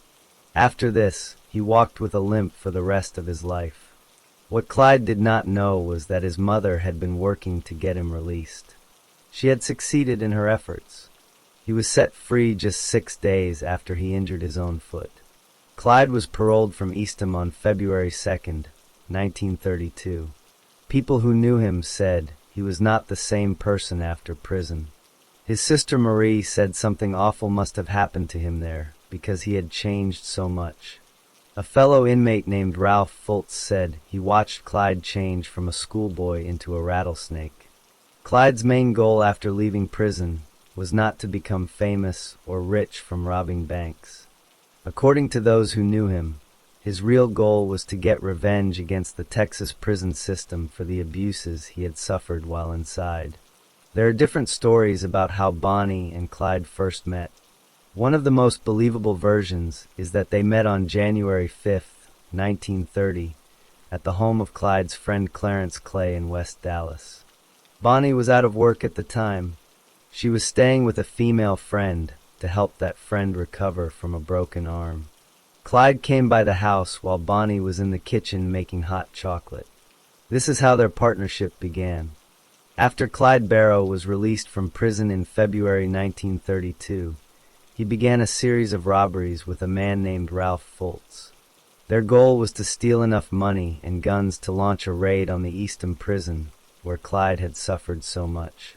They robbed stores and gas stations, not banks. On April 19, 1932, Bonnie Parker and Ralph Fultz were caught during a failed burglary at a hardware store in Kaufman, Texas. They had been trying to steal firearms. Bonnie was held in jail for a few months, but the grand jury did not charge her, so she was released. Fultz was convicted and sent to prison. He never rejoined the gang. While Bonnie was in the Kaufman County Jail, she passed the time by writing poetry. Within a few weeks of her release, she reunited with Clyde. On April 30th, 1932, Clyde was the getaway driver in a robbery in Hillsboro, Texas. The target was a store owned by a man named J.N. Booker. During the robbery, someone shot and killed Mr. Booker. Clyde stayed inside the car during the shooting. But Mr. Booker's wife looked at police photographs and said Clyde was one of the shooters. On August 5, 1932, Clyde was drinking moonshine at a country dance in Stringtown, Oklahoma, with two other men, Raymond Hamilton and Ross Dyer, a sheriff named C.G. Maxwell, and a deputy named Eugene C. Moore approached them in the parking lot. Clyde and Hamilton opened fire. They killed Deputy Moore and badly wounded Sheriff Maxwell. This was the first law officer Clyde and his gang killed. On October 11, 1932, they allegedly killed a man named Howard Hall during a store robbery in Sherman, Texas. Some historians later questioned whether this really happened. A young man named W.D. Jones had been a friend of Clyde's family since childhood. On Christmas Eve 1932, he joined Bonnie and Clyde. He was 16 years old. They left Dallas that night.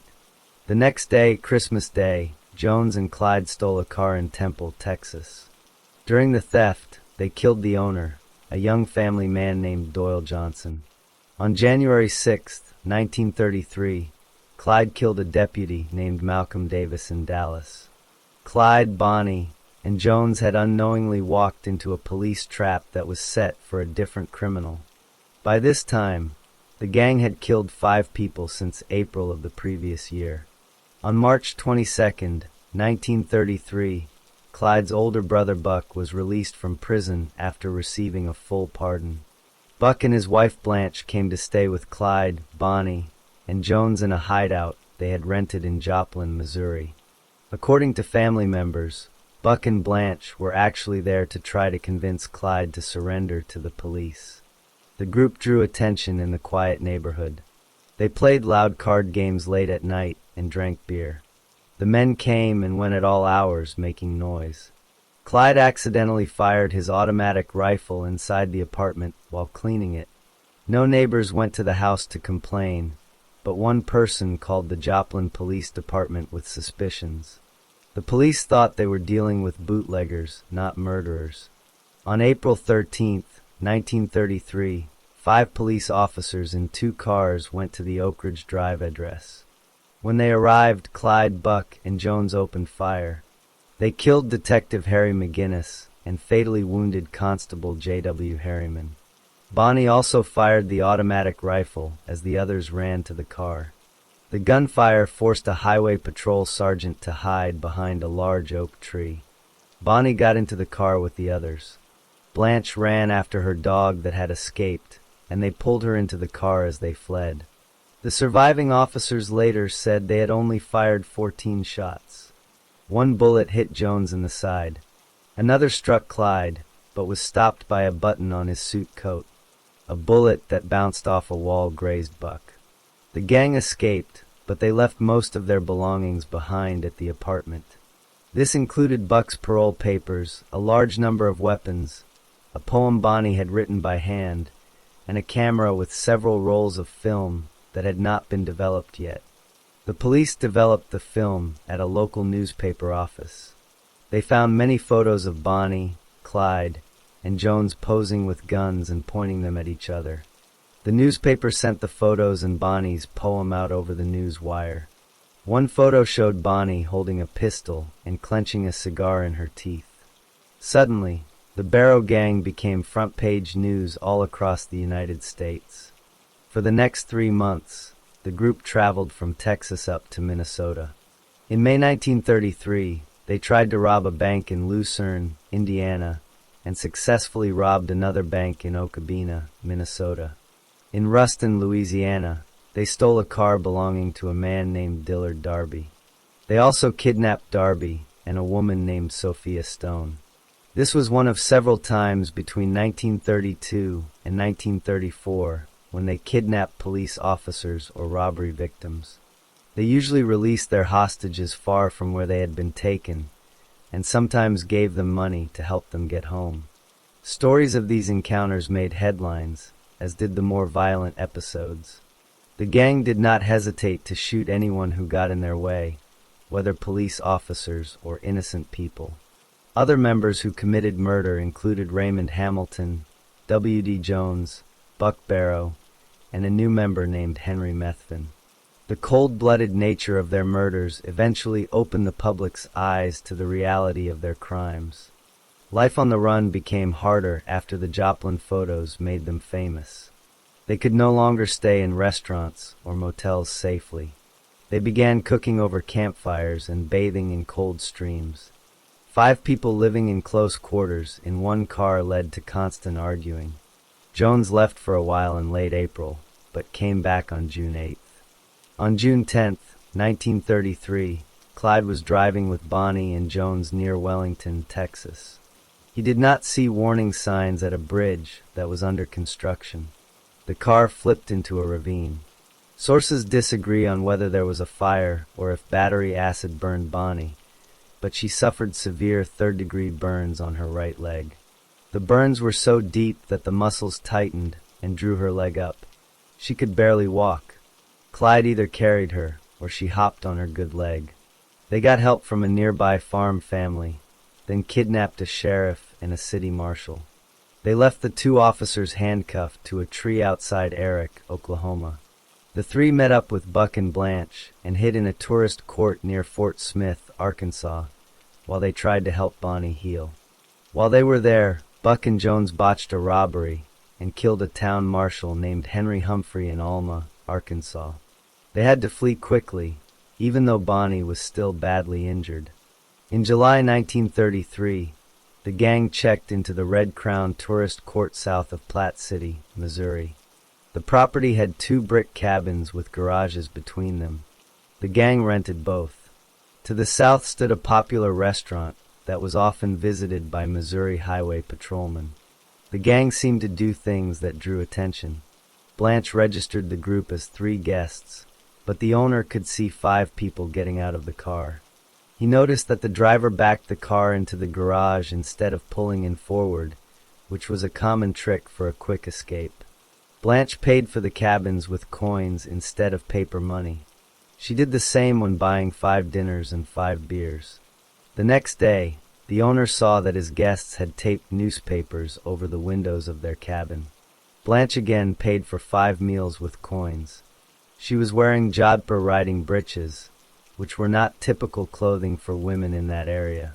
People remembered this detail even 40 years later. The owner told a highway patrol captain about the group. Clyde and Jones went into town to buy bandages, cheese, crackers, and medicine for Bonnie's leg. The druggist contacted the local sheriff, who had already been alerted by law enforcement in other states to watch for strangers buying such supplies. The sheriff called for reinforcements, including an armored car from Kansas City. Around 11 p.m. on July 20, 1933, a group of officers approached the cabins. They were armed with Thompson submachine guns. In the gunfight that followed, the police weapons were no match for Clyde's automatic rifle, which he had stolen from a National Guard armory in Oklahoma earlier that month. The gang escaped when a bullet hit the horn on the armored car and shorted it out. The police officers thought the stopped horn was a signal to cease fire. They did not chase the gang's car as it drove away. Buck had been shot in the head. The bullet blasted a large hole in the bone of his forehead and exposed his brain. Blanche was nearly blinded by flying glass. On July 24, 1933, the gang camped at Dexfield Park, an abandoned amusement park near Dexter, Iowa. Buck was barely conscious.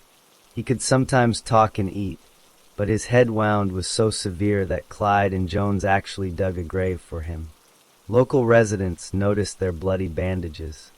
Police officers determined that the campers were the Barrow Gang. Local police and about 100 onlookers surrounded the group. The gang soon came under fire. Clyde, Bonnie, and Jones escaped on foot. Buck was shot in the back. He and Blanche were captured by the officers. Buck died from his head wound and pneumonia 5 days later at a hospital in Perry, Iowa. For the next 6 weeks, Clyde, Bonnie, and Jones ranged far from their usual area. They went west to Colorado, north to Minnesota, and southeast to Mississippi.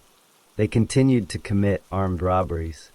On August 20th, they robbed an armory in Platteville, Illinois, and took 3 more automatic rifles, handguns, and a large amount of ammunition. By early September, the group risked a trip to Dallas to see their families for the first time in 4 months. Jones left them there and went to Houston, where his mother had moved. He was arrested in Houston on November 16th without any trouble and was taken back to Dallas. Through the autumn, Clyde committed several robberies with local men who helped him for short periods. His family and Bonnie's family helped tend to Bonnie's severe burns. On November 22, 1933, Clyde tried to meet with family members near Sowers, Texas.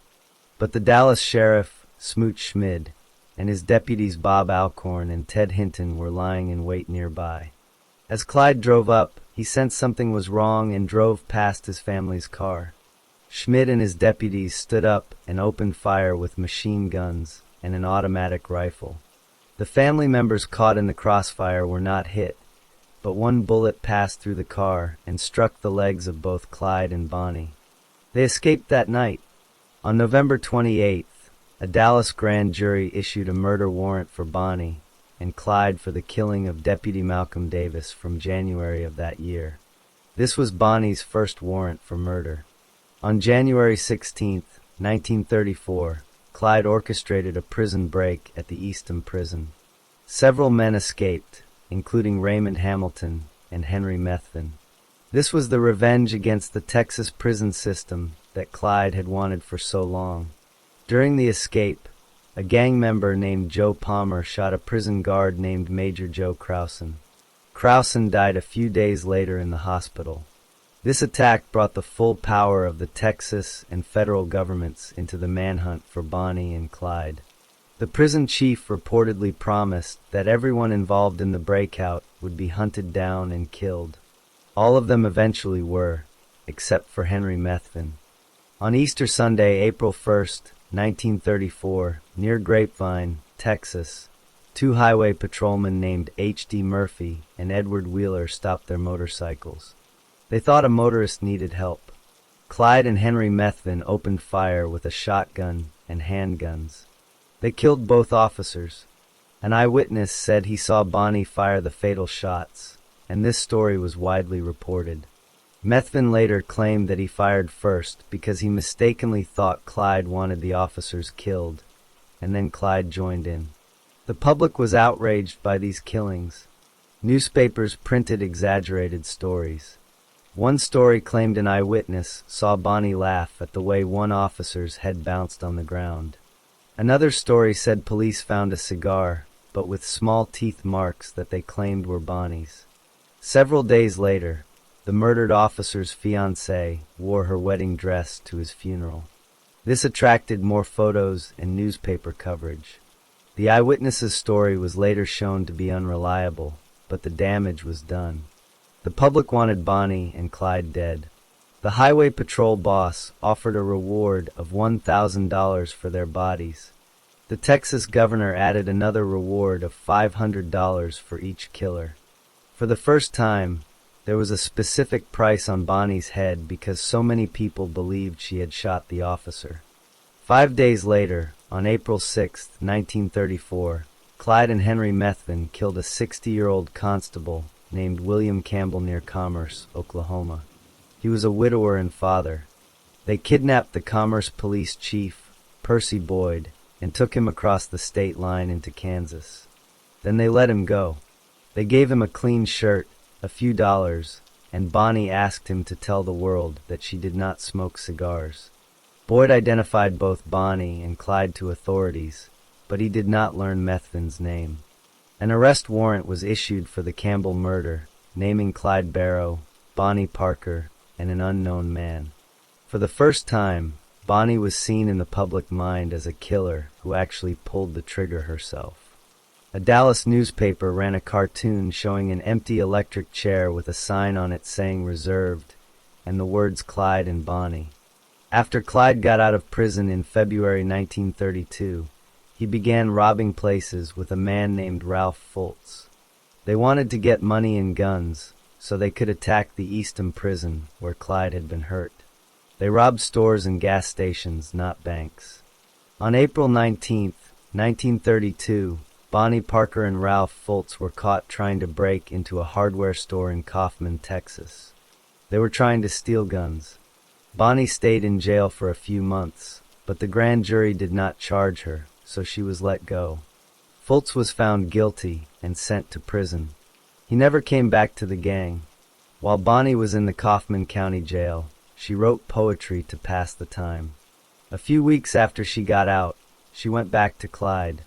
On April 30th, 1932, Clyde drove the getaway car in a robbery in Hillsborough, Texas. They were robbing a store owned by J.N. Booker. During the robbery, someone shot and killed Mr. Booker. Clyde stayed in the car during the shooting. But Mr. Booker's wife looked at police photos and said Clyde was one of the shooters. On August 5, 1932, Clyde was drinking moonshine at a country dance in Stringtown, Oklahoma, with two other men, Raymond Hamilton and Ross Dyer. A sheriff named C.G. Maxwell and a deputy named Eugene C. Moore came up to them in the parking lot. Clyde and Hamilton started shooting. They killed Deputy Moore and badly hurt Sheriff Maxwell. This was the first time Clyde and his gang killed a law officer. On October 11, 1932, they supposedly killed a man named Howard Hall during a store robbery in Sherman, Texas.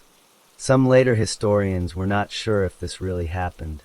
A young man named W.D. Jones had been friends with Clyde's family since he was a child. On Christmas Eve 1932, he joined Bonnie and Clyde. He was 16 years old. They left Dallas that night.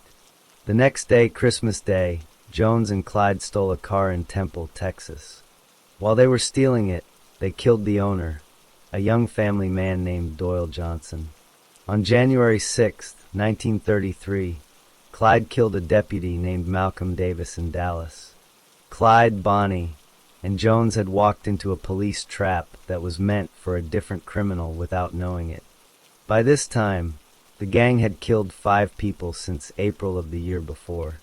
On March 22, 1933, Clyde's older brother Buck was let out of prison after getting a full pardon.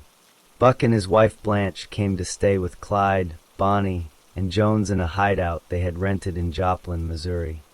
Family members said Buck and Blanche were actually there to try to get Clyde to give himself up to the police.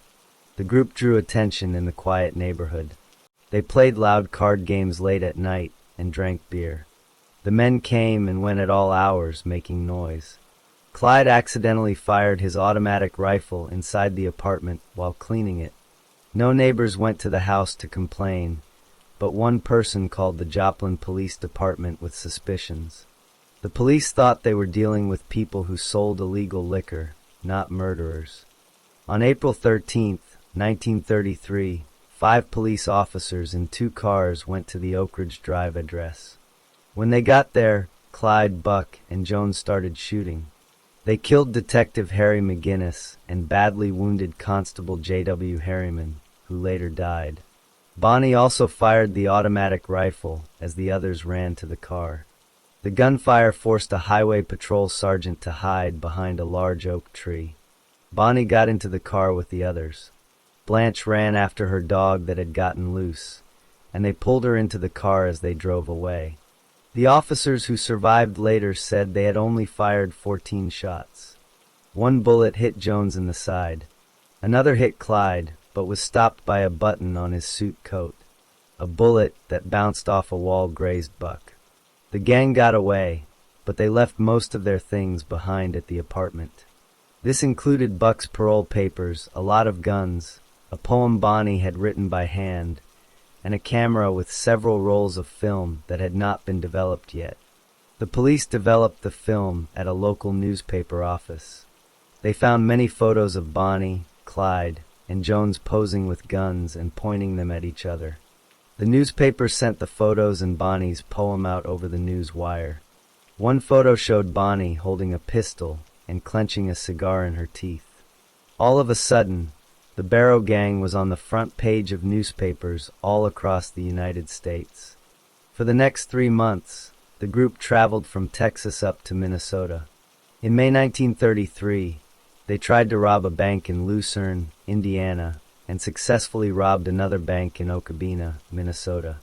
In Ruston, Louisiana, they stole a car belonging to a man named Dillard Darby.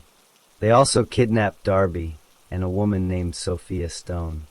This was one of several times between 1932 and 1934 when they kidnapped police officers or people they robbed. They usually let their hostages go far from where they had been taken, and sometimes gave them money to help them get home. Stories of these encounters made headlines, as did the more violent episodes. The gang did not wait to shoot anyone who got in their way, whether police officers or innocent people. Other gang members who committed murder included Raymond Hamilton, W.D. Jones, Buck Barrow, and a new member named Henry Methvin. The cold-blooded nature of their murders eventually made the public see the truth about their crimes. Life on the run became harder after the Joplin photos made them famous. They could no longer stay in restaurants or motels safely. They started cooking over campfires and bathing in cold streams. 5 people living close together in one car led to constant fighting. Jones left for a while in late April, but came back on June 8th. On June 10, 1933, Clyde was driving with Bonnie and Jones near Wellington, Texas. He did not see warning signs at a bridge that was being repaired. The car flipped into a ditch. Some reports say there was a fire. Others say battery acid burned Bonnie, but she got very bad third-degree burns on her right leg. The burns were so deep that the muscles tightened and pulled her leg up. She could barely walk. Clyde either carried her or she hopped on her good leg.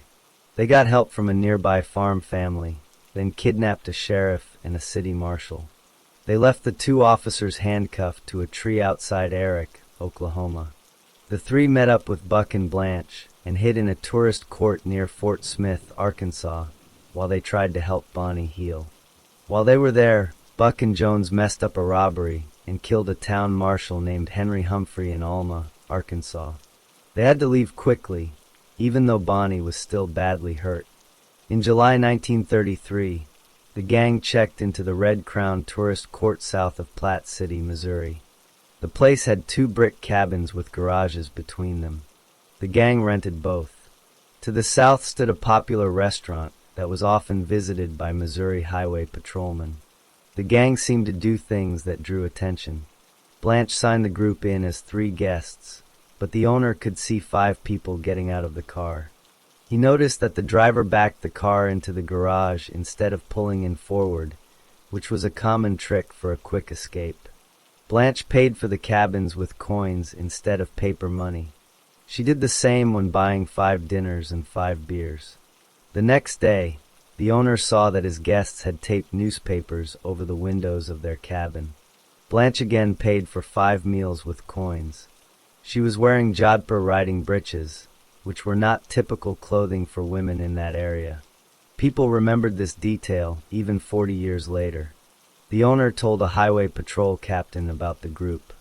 Clyde and Jones went into town to buy bandages, cheese, crackers, and medicine for Bonnie's leg. The druggist contacted the local sheriff, who had already been warned by law enforcement in other states to watch for strangers buying such supplies. The sheriff called for more help, including an armored car from Kansas City. Around 11 p.m. on July 20th, 1933, a group of officers approached the cabins. They had Thompson submachine guns. In the gunfight that followed, the police weapons were no match for Clyde's automatic rifle, which he had stolen from a National Guard armory in Oklahoma earlier that month. The gang got away when a bullet hit the horn on the armored car and shorted it out. The police officers thought the stopped horn was a signal to stop shooting. They did not chase the gang's car as it drove away. Buck had been shot in the head. The bullet blasted a large hole in the bone of his forehead and exposed his brain. Blanche was almost blinded by flying glass.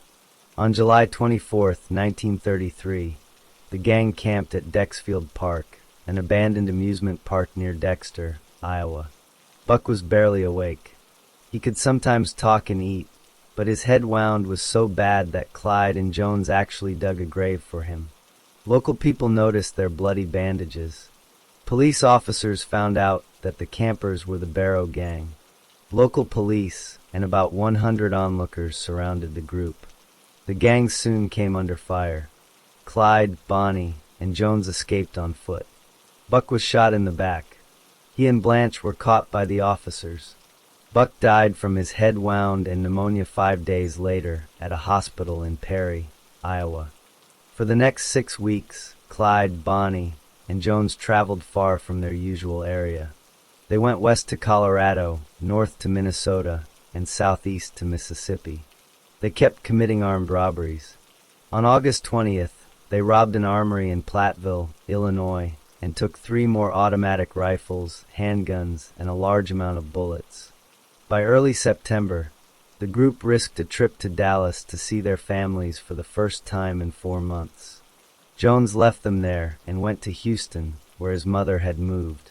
He was arrested in Houston on November 16th without any trouble and was taken back to Dallas. Through the autumn, Clyde committed several robberies with local men who helped him for short periods. His family and Bonnie's family helped tend to Bonnie's severe burns. On November 22, 1933, Clyde tried to meet with family members near Sowers, Texas. But the Dallas sheriff, Smoot Schmid, and his deputies Bob Alcorn and Ted Hinton were hiding nearby. As Clyde drove up, he felt something was wrong and drove past his family's car. Schmid and his deputies stood up and shot at them with machine guns and an automatic rifle. The family members who were in the middle of the shooting were not hit, but one bullet went through the car and hit the legs of both Clyde and Bonnie. They got away that night. On November 28th, a Dallas grand jury issued a murder warrant for Bonnie and Clyde for the killing of Deputy Malcolm Davis from January of that year. This was Bonnie's first warrant for murder. On January 16, 1934, Clyde planned a prison break at the Eastham prison. Several men escaped, including Raymond Hamilton and Henry Methvin. This was the revenge against the Texas prison system that Clyde had wanted for so long. During the escape, a gang member named Joe Palmer shot a prison guard named Major Joe Crowson. Crowson died a few days later in the hospital. This attack brought the full power of the Texas and federal governments into the search for Bonnie and Clyde. The prison chief reportedly promised that everyone involved in the breakout would be hunted down and killed. All of them eventually were, except for Henry Methvin. On Easter Sunday, April 1st, 1934, near Grapevine, Texas, 2 highway patrolmen named H.D. Murphy and Edward Wheeler stopped their motorcycles. They thought a driver needed help. Clyde and Henry Methvin started shooting with a shotgun and handguns. They killed both officers. A person who saw it happen said he saw Bonnie fire the deadly shots, and this story was widely reported. Methvin later said that he fired first because he wrongly thought Clyde wanted the officers killed, and then Clyde joined in. The public was very angry about these killings. Newspapers printed stories that made things sound worse than they were. One story claimed a witness saw Bonnie laugh at the way one officer's head bounced on the ground. Another story said police found a cigar, but with small teeth marks that they claimed were Bonnie's. Several days later, the murdered officer's girlfriend wore her wedding dress to his funeral. This brought more photos and newspaper coverage. The witness's story was later shown to be not reliable, but the harm was done. The public wanted Bonnie and Clyde dead. The highway patrol boss offered a reward of $1,000 for their bodies. The Texas governor added another reward of $500 for each killer. For the first time, there was a specific price on Bonnie's head because so many people believed she had shot the officer. 5 days later, on April 6, 1934, Clyde and Henry Methvin killed a 60-year-old constable named William Campbell near Commerce, Oklahoma. He was a widower and father. They took the Commerce police chief, Percy Boyd, with them and drove him across the state line into Kansas. Then they let him go.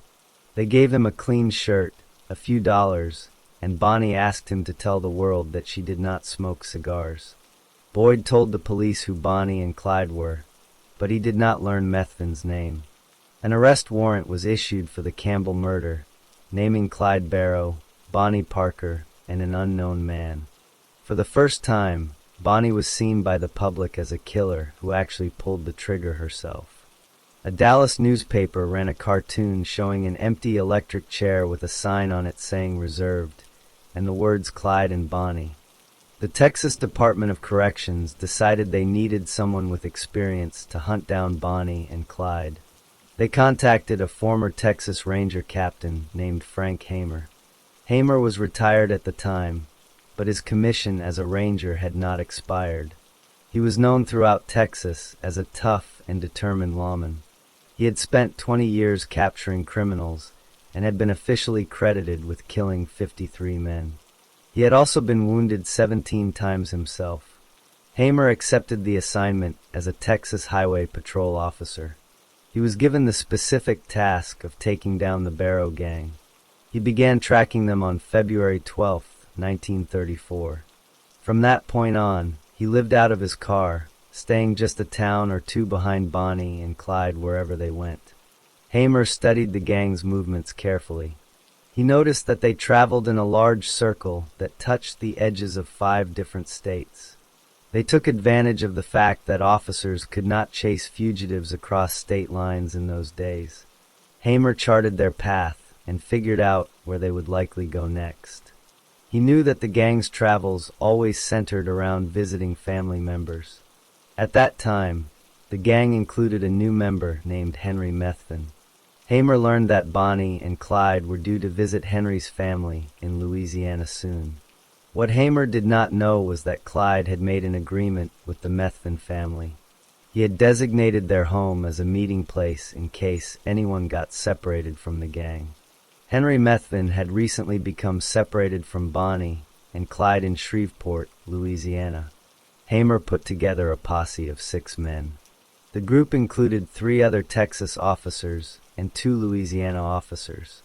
The Louisiana officers were Sheriff Henderson Jordan and Deputy Prentice Oakley.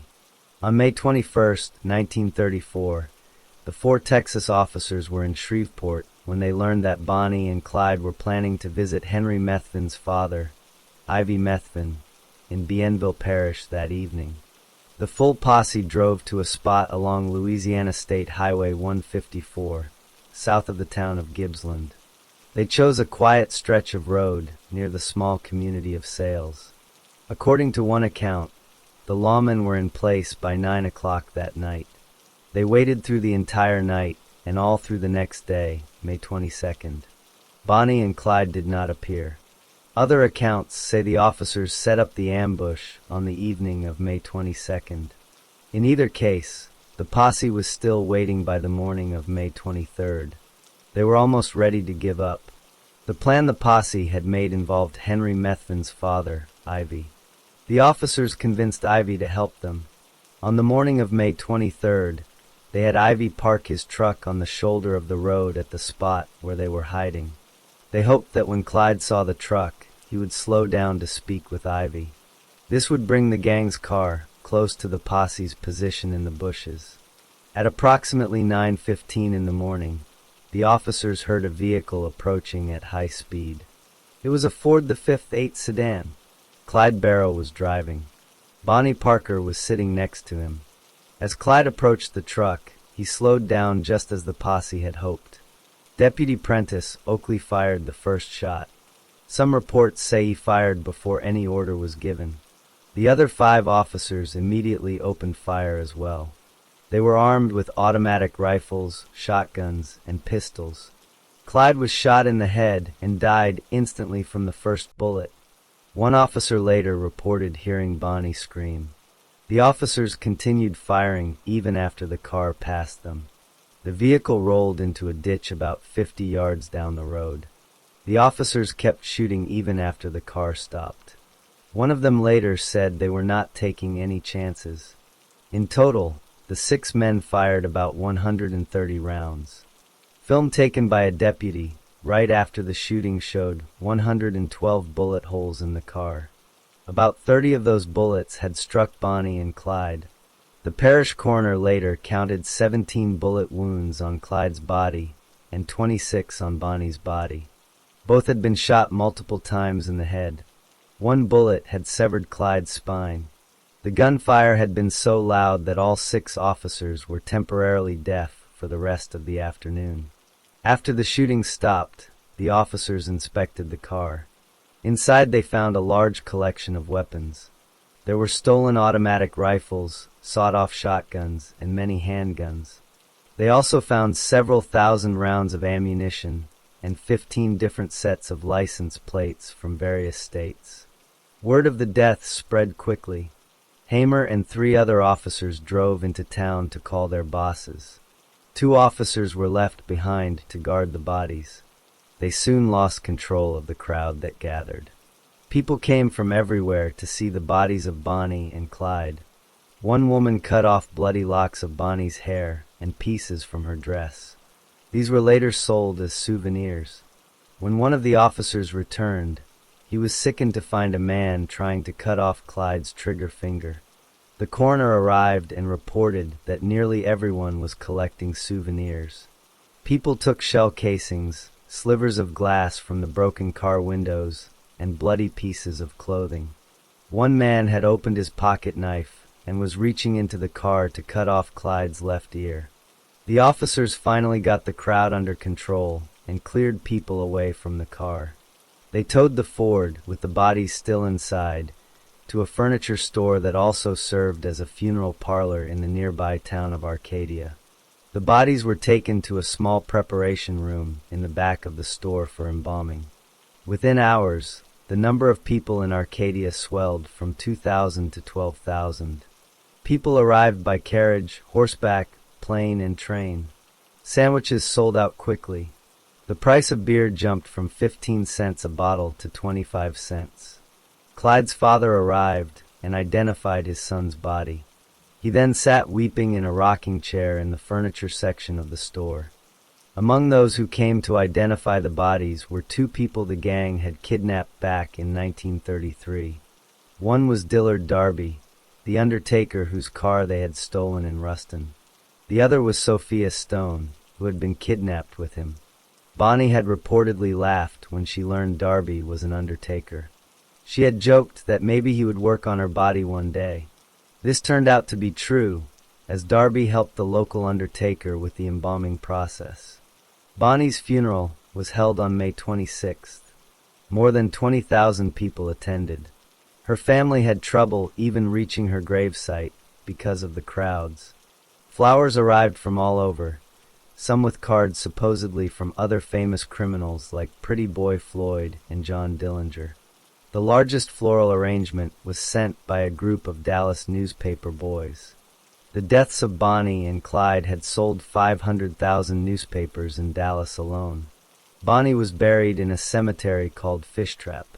Her body was later moved in 1945 to the Crown Hill Cemetery in Dallas.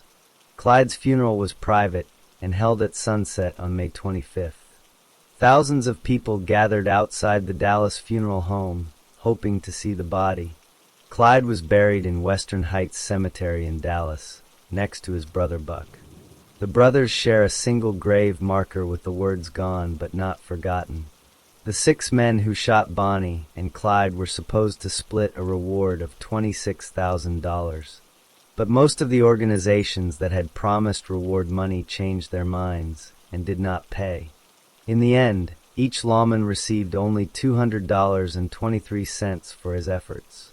They were allowed to take items from the car as compensation. Frank Hamer took the stolen guns and ammunition, plus a box of fishing tackle.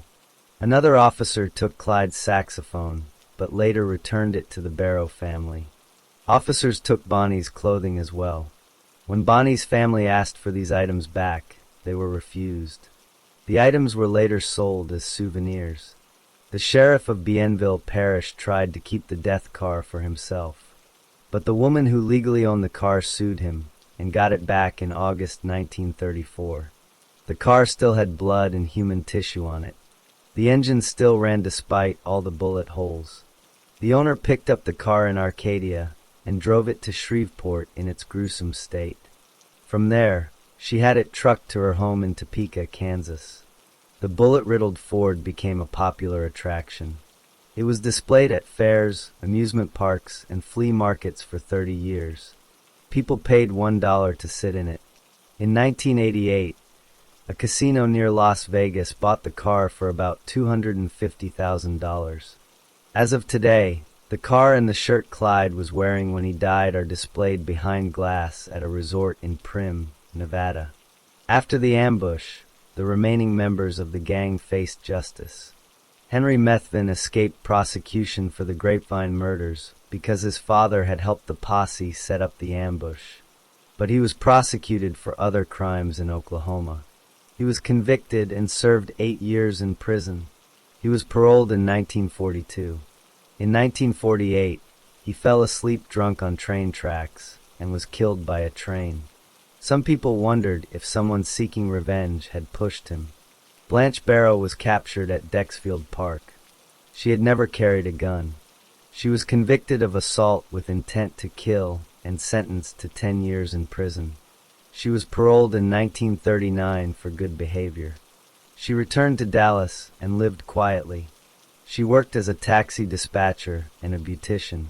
In 1940, she married a man named Eddie Frazier and lived in peace until he died of cancer in 1969. In 1967, the actor Warren Beatty approached her to buy the rights to use her name in a movie about Bonnie and Clyde. She agreed to the original script, but when she saw the final film, she did not like the way she was portrayed. She said the actress who played her looked like a screaming horse's ass. Despite this, she remained friends with Beatty.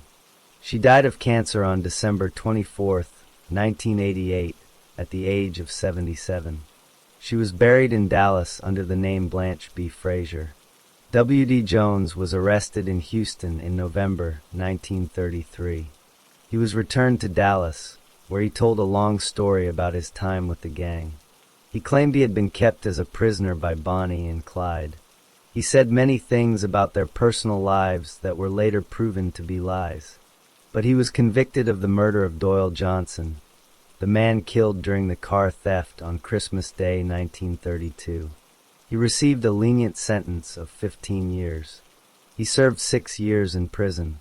In 1967, around the time the Bonnie and Clyde movie came out, he gave an interview. He said the movie made everything look glamorous, but it was actually hell. He said he only survived because God was watching over him. He warned young people that they could not get away with that kind of life anymore because there were more lawmen with better ways of catching criminals. W.D. Jones was killed on August 20th, 1974. He was trying to help a woman, and her jealous boyfriend shot him by mistake. Bonnie's husband, Roy Thornton, had been sentenced to 5 years in prison for burglary in March 1933. He was in prison when he heard that Bonnie had been killed. He said he was glad they died the way they did, because it was better than being caught. On October 3, 1937, he tried to escape from the Eastham prison. Guards shot and killed him during the attempt.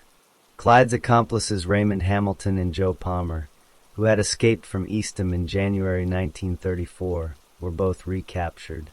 They were convicted of murder and executed in the electric chair at Huntsville, Texas, on May 10, 1935. In February 1935, 20 family members and friends of the gang were arrested and tried for helping Bonnie and Clyde. This became known as the harboring trial. All 20 either pleaded guilty or were found guilty.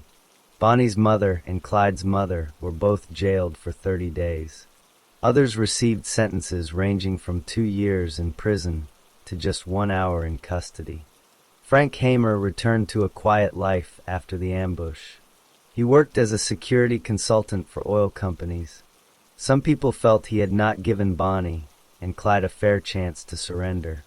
In 1948, he made news again when he helped challenge the election results of a United States Senate race.